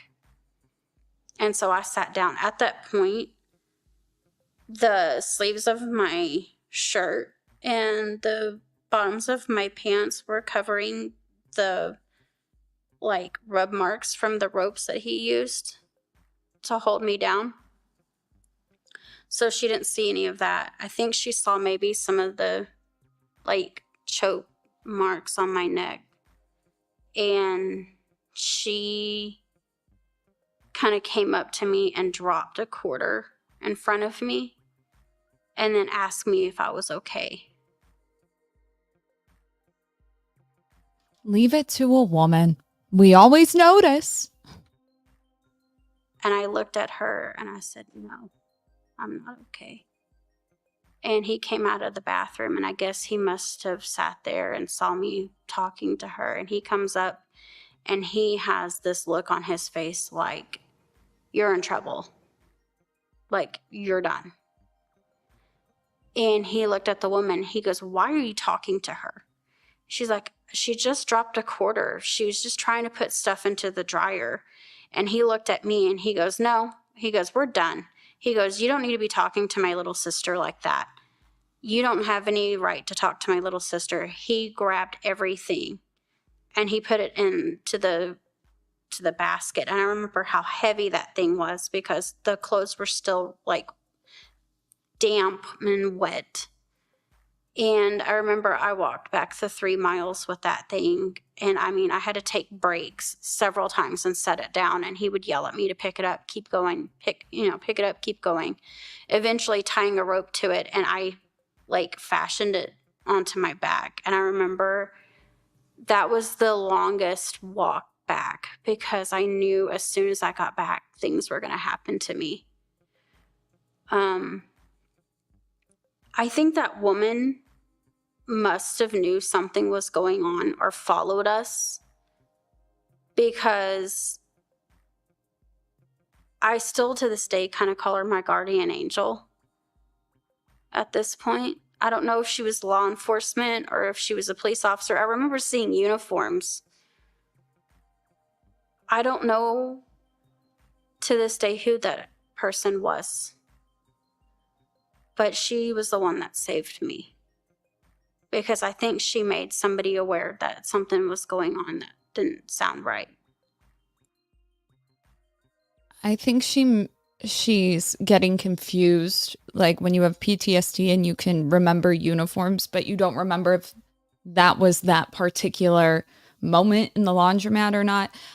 I think she would have remembered that detail like really well. So her being unsure, she's probably getting it mixed up with other things. You'll know later. We got back to the motel and he took my clothes and he put me back into a nightie and it was relatively new. He assaulted me again. This time I remember every bit of it. And again, I just wanted to die. At that point, I was like praying, please just let me die. I'm tired. My body hurts. I knew I was running a fever at that point. And he went to the bathroom and started showering off. And I started to hear kind of like shuffling outside of the door. And I looked over. He came out and he gave me another bottle of water and he's like, drink. And I said, okay. And I remember drinking half of it. And then I still remembered hearing the sound of like movement outside. And all of a sudden you hear bang, bang, bang, bang, bang. Alexandria police open up. He threw me into the next room that I don't know how he got unlocked. And he put me into a closet. And he said, you make a sound. He goes, after I'm done, he goes, that's it. He goes, you've already sat there and did enough. He goes, you're dead to me.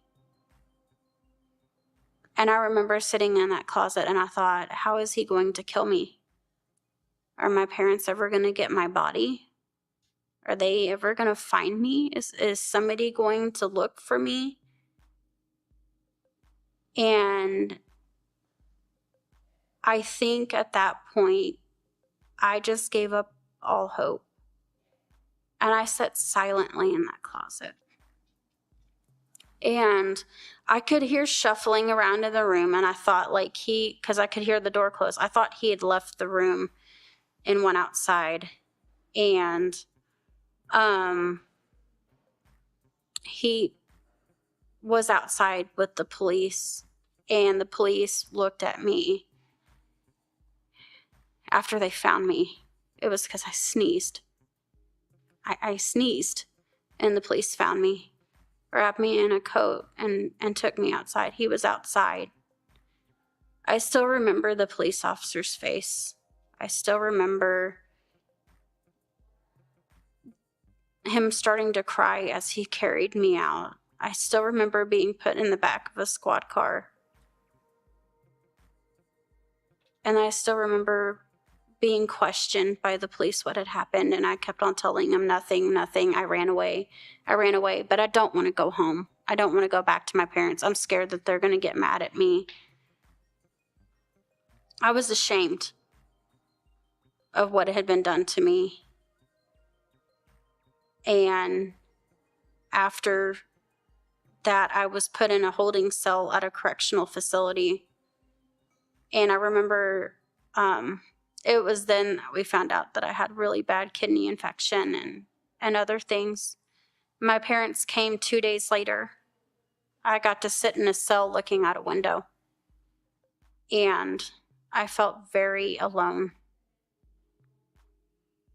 the entire time. And then when my parents picked me up, I got to endure the biggest chew out session that I'd ever had in my life, which as a parent, I get it. But as somebody that just survived hell, all I needed was somebody to hug me. And I don't know what happened to him except for he got extradited to Texas. He spent 90 days in a state jail. 90 days for what he did to me. If I would have went to court, he probably would have gotten federal charges, but I was too afraid to face him again. And I don't think if I saw his face again that I could look at him as a human being. I would call him for the monster that he was and what he took from me.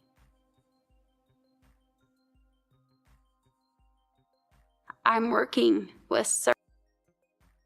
She gives a really good message here too. So I'm going to play that. Then after that, we have one where the woman is trafficking boys. And then I'm going to try to find one more because it really puts into perspective the lover boy method. I know. Okay. Survivors of human trafficking. I help find them. I'm currently studying criminal justice. I'm already a survivor advocate. I work with women who have gone through the same thing as I do. It's part of the healing process. First, recognizing that you've been trafficked was the biggest step. And I don't really think it made sense to me until I met my friend Stephanie. And she told me that everything that had happened to me is classic trafficking, except this was like one of the worst cases. It's kind of like the movie Taken or, where you were like kidnapped. You were taken from your home, your family, everything. A lot of times it's not like that. A lot of these women and girls are taken by family members. They're taken by a mom that can't make rent, so they sell their daughter to whoever to make enough money to pay the rent. Or you've got a girl that had a really bad home that ran away and lives basically on the streets and will find somebody that needs that love and attention just like I did. You'll find girls, young girls, that get trapped up in gangs and they become property to that gang.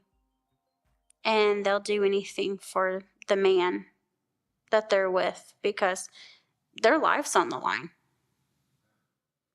I saw the lot after I was trafficked. I lived in a drug house. I knew how the women were treated. I, on the other hand, I became very violent because of it. But at the same time, any woman that needed my help, I was there. Asking me how I'm doing now. It's a mixture between I love what I do. I love helping these women because it gives me a sense of peace that I'm doing something to end their hell just a little bit faster and make it easier on them. And then at the same time, it brings things back to life for me sometimes. There's nights that I can't sleep. There's nights that, like, believe it or not, church bells or Phoenix or Axe Phoenix, the body spray. I can't never smell that body spray again. If I smell it, I automatically go into hysterics. You live in limbo. It's somewhere between heaven and hell. You know that there's so many women out there that need you, that are stuck, just like I was, that are crying out for help, that need somebody. And they're right in front of us. They are right in front of us. They're right down the street. I can guarantee you if I walked down South First right now, I could find a hotel room that had a trafficking victim in it. There's I-20, one of the largest highways through Texas, other than I-10. And people are being trafficked up and down that road every day. And nobody's aware of it. For youth, a lot of it is home life. Are you there for your kids? Are you actively listening to what they're saying to you? Are you able to have what I call the open door? The open door is important, especially for children. If you are a working parent, I get it. It's hard to balance both work and life. But have an open door. If your child needs you, don't ever shut your door on your child. Be there for them. If your child has a problem, be attentive to their needs. A lot of kids get caught up in middle school and high school. What I'm seeing with my own children, what I'm hearing from my own children, are that there's already drugs in school, that kids are dealing drugs, that kids are handing out drugs, that girls are becoming pregnant, that girls are hanging out with older men, that girls are becoming involved in gangs, that there's a huge homeless need, like baseline. There's at least 192 the last time I heard, 192 unaccompanied youth at this point, 192 children that are homeless. That is a target for a human trafficker. A young child that has no adult, no one to guide them, they are targets. That's what you hear, like when you think of the movie that just came out recently, Sound of Freedom. That's what you will see, like the teenager going off and traveling and stuff like that, and getting on a plane and then getting taken. I mean, you have different movies that kind of portray what trafficking is, but they miss out on what was missing. Unaccompanied youth obviously need a trust base. Eventually they become women. They're broken. Our boys become men. They're broken. They don't have anybody they can trust or that they feel loves them. And a lot of times, gangs, women that don't have high health, like self-esteem, their health is in, dire straits, financial situations, anything that you can think of, a single mom needing some money, can get into trafficking and end up being pimped out by a man several nights a week. Here where I live in Abilene, I know a lot of the strip clubs have women that are used by men that get money off the club. I know that there's several women that go to local motels and that's where they go. I know that there's children out here that are runaways that get caught up with grown adult men or grown adult women. Women can be traffickers as well. In fact, it's not uncommon for a woman to be trafficker to a young male. You don't hear about it as much, but it's still there. Okay, I have this. It's a short one. It's like maybe a couple minutes, but it's a woman that traffics boys that are coming over from the border. And then after that, I did find the stripper one. We have to watch it. Like, there's no getting around it. Okay. You have to see it. Okay, here's this. A disturbing arrest in the north suburbs where a woman is being charged with human trafficking. This was 2 months ago, just for those that are curious. Officials say that she forced migrants into jobs to pay off so-called debt. CBS 2's Andrew Ramos spoke to the woman's husband. Andrew is live in Highland Park with those new details. Andrew? Well, Jim and Marie, the allegations truly disturbing. Investigators here in Lake County say the woman charged in this case, identified as Gladys Ibanez Olea, entrapped 4 migrants, all who were from Mexico, and forced 3 of them into jobs, and in some cases withheld food from them. Highland Park police were first tipped off about a potential human trafficking case happening inside this home in the 500 block of Anwencia Avenue last month. Then on February 7th, a search warrant was issued where law enforcement officials with the Lake County Sheriff's Department, Highland Park Police, and Homeland Security raided the home, rescuing a 19-year-old woman and her 2-year-old son, along with a 22-year-old woman and her 15-year-old brother. Investigators say Olea had arranged for the 4 to be illegally escorted into the U.S. last summer. She promised them housing and safety and jobs, but soon after they arrived, she's accused. Personally, this might be sexist, okay?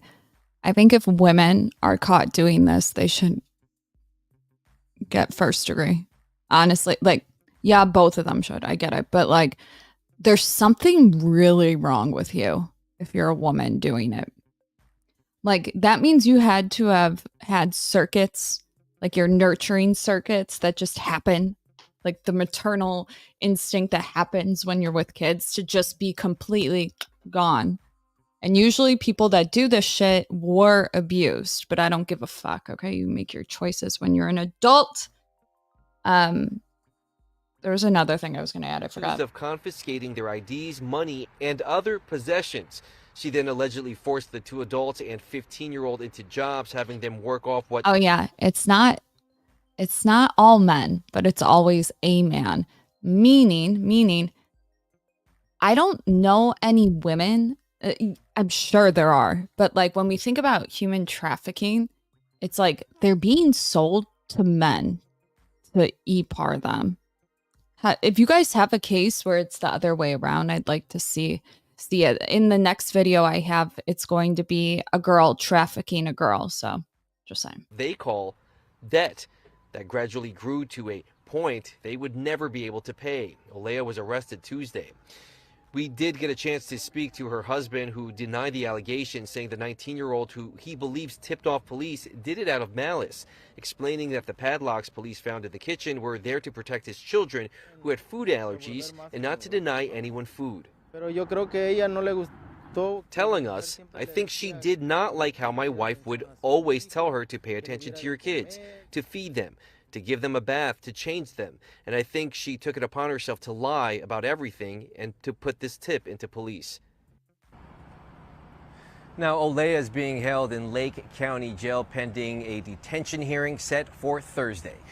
Reporting live in Highland Park, Andrew Ramos, CBS 2 News. Andrew, thank you. Okay. Let me get this. Sorry, I got distracted. I have it right here. I just have to download it quickly. 10, 9, 8. This girl got trafficked. It's hard for me to say that word, but more than once. There's also a guy who is gay, and I've said it before. Sometimes I forget to say it. One of the big reasons that I believe there should be the consent, okay, most people, but the reason that I have such an issue with not solely, but when I think about old men getting with somebody because they're young, I usually see it with old men and gay men that are still in the closet. They are so susceptible. I say it many times. The easiest way is when your whole family disowns you for who you are. It's something, it's not even like behavior, it's just who you are. It's like, that's an old man who people probably don't even know is gay. They can, I understand you. Like, it just, when I worked at the gay nightclub in Las Vegas, every single person was E-Pard. It was so sad. Like, everybody was talking about it. I was like, I had no idea. Like, I was so fucking ignorant. But that's in here. And then just, I really want you guys to see like the debt that they were talking about in the last two, how they created debt. This is in this pimp book, but you're really gonna be like, wow, how could she leave? Because they set it up so that you can't.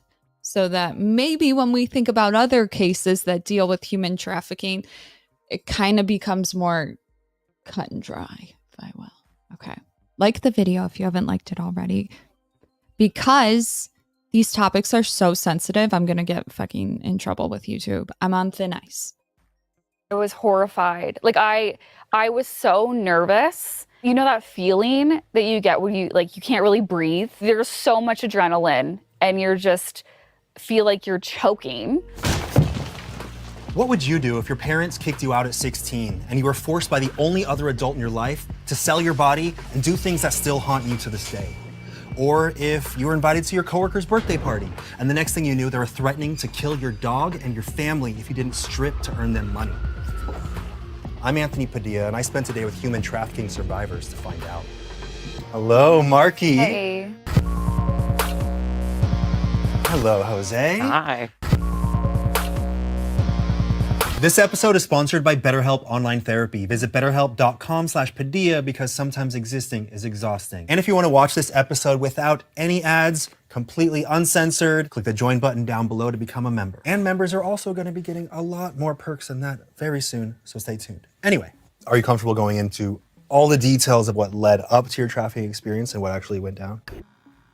I was a really shy, sheltered girl. I wasn't very sure of myself and I didn't have a lot of friends and I was just seeking approval. I was seeking love. You know, my family dynamic was a little rough. I didn't have a great relationship with my mother and I think that was the catalyst for everything that happened because my trafficker was female. I was always searching for like a girlfriend, someone that cared about me. And I found that in my trafficker. It was probably 2 weeks of her at work, just getting to know me, asking me about my family situation, asking me what I wanted out of life. And then it ended up being her birthday. So she invited me to her birthday party. And that's where she trafficked me. She picked me up from my house, drove me to her place, and she's like, spend the night. So we went to the club with her friends. She paid for bottle service. She paid just for everything that we did that night. She said I owed her $600 because now I'm in debt. And the only way that I can give it to her is through dancing at a strip club. And she drove me right to a strip club in Toronto and had a bag, literally just pulls it from the back seat and is like, okay, like here's your cookie sheet, here's your thong, here's your whatever. You're gonna work, here's your ID, like go in and make me $600 and we'll be square. But I looked at her really shocked. It's like, you know when you look at someone and there's no soul in their eyes? Yeah. Like she went from friend to just looking at her was scary. She said, I know where you live, so I'll kill your dad. I'll kill your dog. I chuckled because I just thought it was a sick joke. And she looked at me so seriously. And she's like, I have people. So you know that feeling that you get when you can't really breathe? There's so much adrenaline and you're just feel like you're choking. My experience started back in 2007. I was kicked out of my home because of my sexuality as a gay man. I had to find a way to survive on my own. So I went on to a gay chat site, and then I got a message from a guy. His screen name, I'll never forget it, was Jason RMT. It stands for Registered Massage Therapist. Mm. And because I was so desperate for someone to help me and figure out what it is that I need to do, I told him everything. And this is just a random person on the internet. Random person on the internet. Attractive. You know, I think that when you think of bad people, pedophiles, you think they're gonna be ugly. They're gross. They're like, I don't want you around me. Right, you would think that. And then it turned into, I feel because I have the means to support you and to help you, I wanna be able to do that for you. A lot of Right. people would say, oh, that's a huge red flag. Too good to be true means that it probably is too good to be true. Right, but as a 16-year-old, this is exactly what I need, and I'm gonna do whatever it is that I need. Where else am I gonna go? All the people in my life who were supposed to love me and support me gave up on me and told me that all I ever was an abomination. And I sat on the phone with him after that conversation online for several hours, contemplating if this was a good idea. And he said, I'll pick you up whenever you're ready. And so when I finally made the decision, I said, okay, I'll do it. And so my friend dropped me off at a gas station. That's a very safe place to get picked up by a random person you met I on the mean, internet. it was daylight and it was in public. There was another gentleman in the vehicle at the same time. I got into the back seat and I remember, and I'll never forget it, I looked up into the rearview mirror and I could see the older gentleman in the passenger seat staring at me. And he said, wow, you're very, very attractive. They take me to this person's condo. That's when things started to kind of get a little strange. And Jason said, after coming out of the shower completely naked, I would love to give you a massage. I haven't shared this with you, but I'm a registered massage therapist. He started to massage me, and then I could feel that he started to have and he started rubbing it between my backside. And he all over my back and then started rubbing it all over me. But it never went further than that, which is pretty far. That was that. We went to sleep. The next day, things started to change. Jason has a proposal. You can work for me as a therapist in my business. The issue is I don't know how to give a professional massage. And he said, that's the easy part because I'm gonna be in the room with you. It came time to the first client. And I couldn't believe that he had already had a client lined up, almost as if he knew that I was gonna say yes. As soon as I enter the room, I see a grown white man completely naked on a massage table. And then the door shuts behind me and it locks. And I knew that if I said something or did something wrong, something was gonna happen to me, and I didn't know what. We started the legs, we worked our way up, and that's when the client was allowed to grab me, fondle me, touch me, and perform oral sex on me. And I was completely uncomfortable. I remember thinking in that moment, how do I get out of this situation? It was happening at least 2 times a day. You know, you would think that I would say that this was probably the worst experience of my life, but I'll say hands down the worst experience of my life was having my parents give up on me and fail me and kick me out of the house. Did that experience make you feel more numb to this experience? Because you've already experienced something so traumatic. So I had... Sorry, my dogs, I had to give them medicine. They want to keep getting mom to jump up, and I have to pause it. Here we go. A man come take me into the back room. I told him I've never done this before. So he sat there with me for probably 5 drinks, and we chit-chatted to the point where I'm tipsy, and now I can start giving him lap dances. She comes to pick me up, and I was happy. I made the money. I felt proud. I felt, in a weird way, empowered. You're like, I made the $600. Yeah. Literally, I opened the door. She's sitting in the driver's seat, and she goes, she didn't say a word to me. She drove me back home to her house where there was 2 men. They gave me some drugs, and then they both, I hate using the R word, but that was a night. Then they made me, go get in the shower, sleep, and the next morning they drove me right back to the club. And what was going on through your mind knowing that this wasn't a one-time thing. So much confusion. Like, why am I here again? There was so many layers to it. Like, she'd make me do like her drug running. So now she's placing this fear in me that if you ever go to the cops, you're gonna get a drug charge. And then you're gonna get a charge for escorting. So now I'm scared of the police. Right. I also worked as a sex worker for her.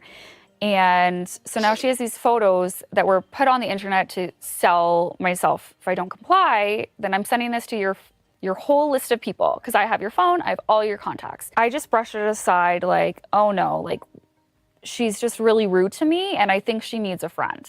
When did you realize that this was a situation that you needed to escape? So we ended up in this one strip club in Niagara.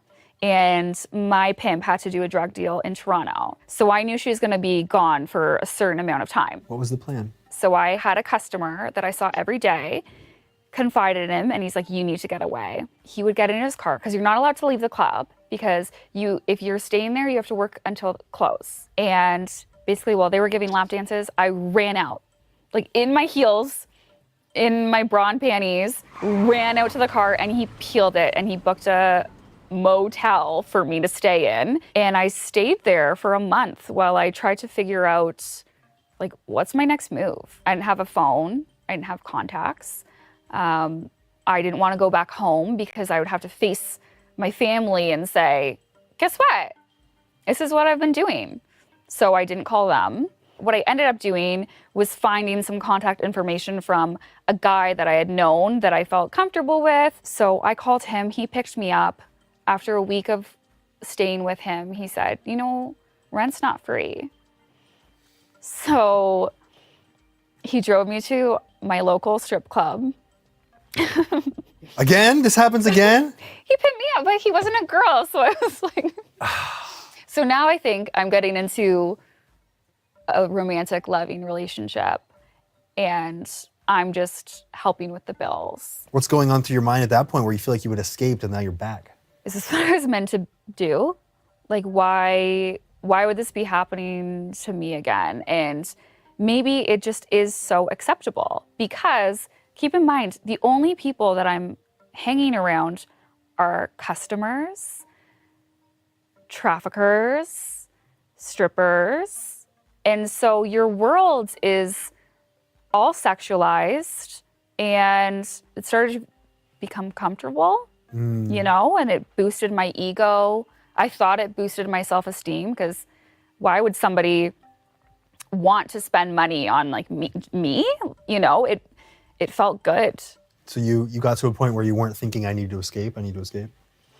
No, because I cared about him so much. I wanted to escape the clubs because I didn't feel comfortable there. I didn't feel safe. I was certain I was going to be stuck there forever until they either killed me or I would die from a drug overdose or a client would kill me. I was certain of that. And when I looked in the mirror and I like told myself like just be happy with like what you have. In order to have a happy life, you just have to be happy no matter your circumstances. So you felt like it was a personal choice to be happy or unhappy. Yeah. And you had to just make the choice to be happy with it. Mm-hmm. As the weird behavior kind of started to progress, I started to feel that he was like letting go of me and allowing me freedom, like to go for a walk or to do something on my own. That's where I started thinking I can actually leave. Was it like an escape? Like, what was that like? Did you have to gather things and hide at night or? It wasn't like a movie. Like it was, yeah. You know, it wasn't like he had me in the basement and, you know, I found a way to get out. I told him one day, I'm not feeling well. I don't want to go to the gym today. And he's like, what's wrong? And I'm like, I have like a really bad headache. I think I just need to sleep it off. And he's like, well, I'm going to go to the gym and do my thing. I'll come back. Hopefully you feel better. And so while he was away, I packed my bags, grabbed the phone for the business that he left on the dresser, and I contacted my previous abuser. And I told him, don't call the phone back. I told him everything that was happening. I had him pick me up in the morning. I had a little bag packed. I didn't have much stuff with me. Mm-hmm. And the next morning while Jason was asleep, I walked out. And as I got older, I started to understand, like, why would any adult ask a 16-year-old to join a business with them? And I sat with that question for a very, very long time. Did you immediately realize that you had been trafficked? Did that word ever come to your mind? No, it wasn't until 2014. I had a friend come and visit me from Houston, Texas. At the end of his trip, he said, I have something that I need to share with you. And he goes, there's this article that came out, and I want you to know that I know what happened to you. My friend told me that Jason had been arrested taking a 15-year-old boy to London to do the exact same thing that he had done to me. And the first thing I said to my friend is, don't tell anybody, because I'm gonna get into a lot of trouble. Because you felt like you were complicit in it. Mm-hmm. He said, I don't think you're gonna get in trouble, but there's a number, which was to the National Human Trafficking Hotline. He said, I think you should call. Even then, I still wasn't sure that I was even trafficked. There's this idea that most people who are trafficked are taken to a different country and then they're sold in a different country. When in reality, human trafficking is something that is much more common than we even realize. And it happens more times than most to marginalized people. Our systems that are in place that are supposed to protect everybody equally are not protecting everyone equally. Racism, homophobia, transphobia, all of those play a part in creating vulnerabilities for people to end up in situations like the one that I ended up in. Once I get the article explaining Gandhi's arrest, I finally at 3 a.m. sent a text to the National Human Trafficking Hotline. And I explained in this long text message that what had happened to this young 15-year-old boy happened to myself as well. And I said in the message, I'm scared, I'm gonna get in trouble. And someone responded immediately. And what they said is, are you in a safe place? Are you okay? Can we wait to have a conversation tomorrow morning? And I said, yes, absolutely. And they said, don't worry, you're not gonna be in trouble. I still thought I was gonna get in trouble. But I woke up the next day. They then connected me with the Department of Homeland Security. Homeland Security then connected me with the US attorneys that were working on this case. How do you eventually get out of this situation? Thank God the strip club owner was educated by police on human trafficking. They called me into the office one night. There was a plainclothes officer sitting there, and he asked me some questions, and I thought, like, you're so stupid, like, nothing's happening. I felt like it was such a waste of his time. I'm in a consensual, loving relationship. He was asking me about my previous traffickers, and he said, come down to the station tomorrow. I want to do a formal interview. So I did. They showed me a book, and it trains people on how to be a pimp. And they said, read the first page. And I was like, I had a pimp. What did it say? Make sure she doesn't have a voice. Make sure you take all of her things. So, like, everything I said, like, take her ID, take her phone, make sure she's your bitch, like, get her. Does it sound familiar? And if it does, comment below. In debt. It was textbook. I was trafficked. I had no idea. So that was when you found out you were trafficked before, or did you also realize that you were being trafficked in the moment? I didn't realize I was being trafficked in the moment. One of the most difficult cases to prove is sex trafficking, human trafficking. That when it does make it to court, it's probably going to be convicted. Just saying. You only realized that you were trafficked in the past. Mm-hmm. And it took me... It's so difficult to, like, I'm serious. It's so difficult. And you can tell based on, like, the stories that you're hearing. It's like, how would it look like anything other than that? It's hard. A long time to realize that and realize he was 40. Okay. And you were 19? Mm-hmm. That's disgusting. Red flag number one. Yes. But I thought, I'm so mature. You know, a 40-year-old likes me, like, that looks good on me. I didn't think that it was a bad thing about him. Well, that also kind of goes back to what you're saying about your childhood and feeling like acceptance from older authority figures, your parents, was something you sought after. Yes, yes. So it felt good. And before I was allowed to leave, they set me up with a safe house. They kind of get you back on your feet in terms of like getting your identification back, getting you a phone, setting you up with therapy, getting your immediate needs met, and then setting you up with a plan for the future. But I was in the safe house. I met another girl who had been trafficked, and her and I became very close. And she said, break up with this guy and let's just do sex work on our own. And this friend, I was 19, she was 27. So she was kind of like a figure to me where she was very controlling with what we did and where we went. And I feel like I was just being like handed off to all these different older people that were just taking advantage of me. Ended up getting into some trouble down here in LA, went to jail for a little bit, and then got deported. I had a wake-up call about a month after that, and I moved back home, and that's kind of where, healing started. So what was that like, going back home and having that wake-up call? I felt stupid. I felt like I didn't belong. There was so much shame, even to this day.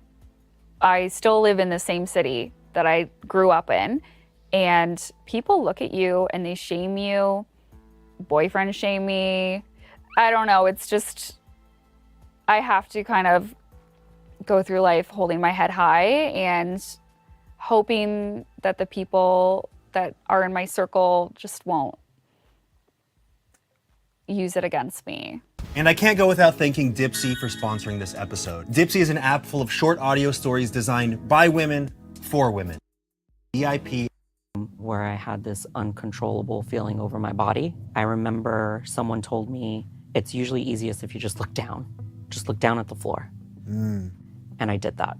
And then it wasn't until they had me identify myself at the age of 16, looked at the photo and they said, can you identify the boy in the photo?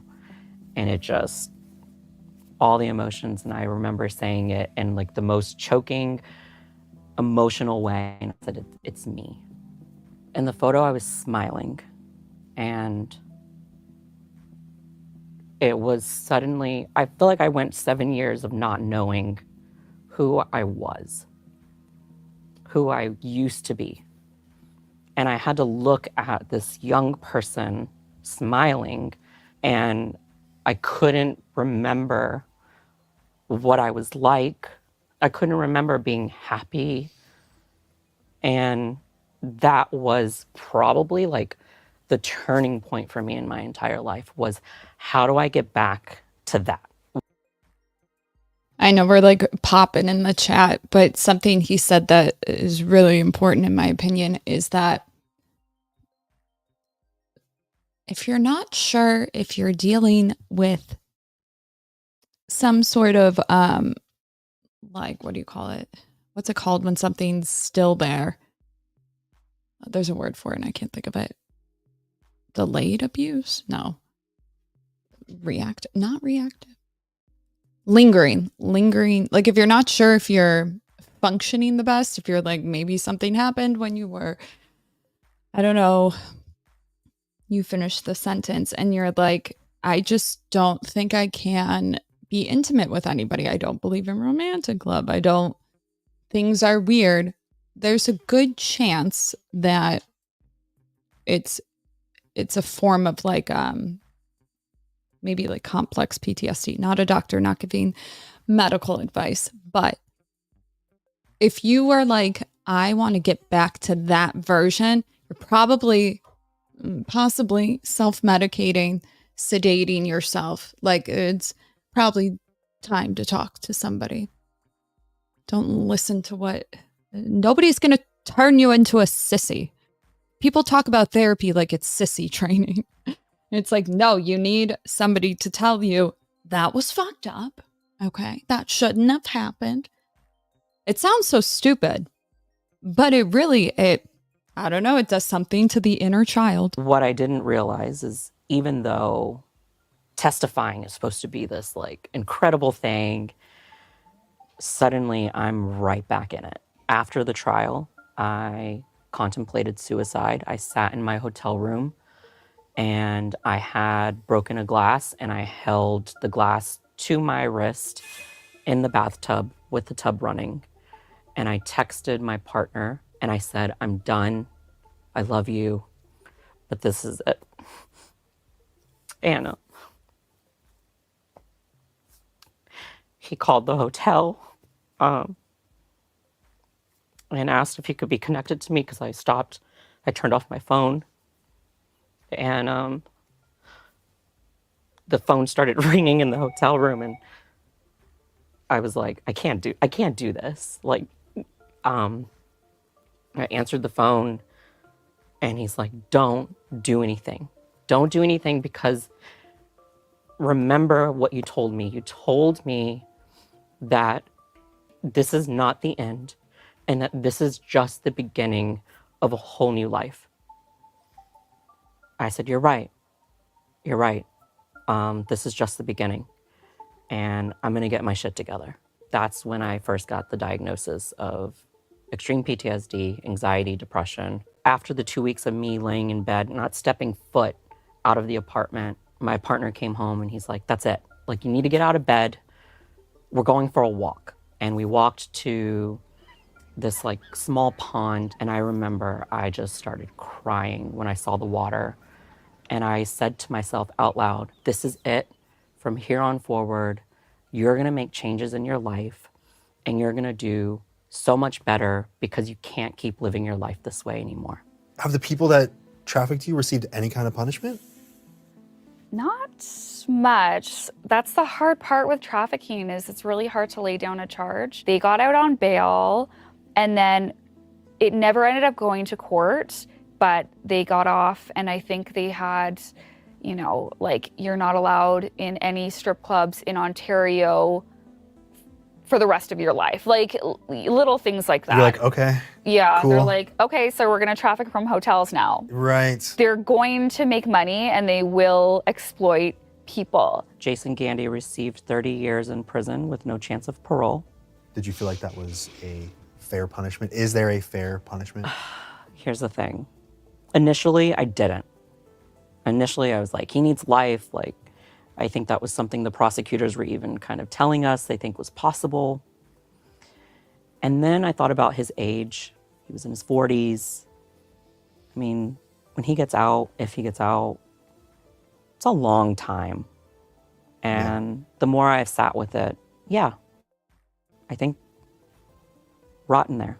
Did people believe you when you started saying that you were trafficked? I did have friends who told me that they felt as though that I put myself in that situation. And that hurt. And obviously I lost those friends because they're not worth having. They're not. They're not. They Wait, he was underage. Oh my God. No, okay. Mom's up again. Guys, if you like this sort of content, leave it in the comments below. Share your advice. Chat was popping. Chat was good. We had a lot of really good input. Tell me which video was your favorite. Okay. Goodbye. I'm coming, Lokai. Okay, relax. I'm coming. I love you.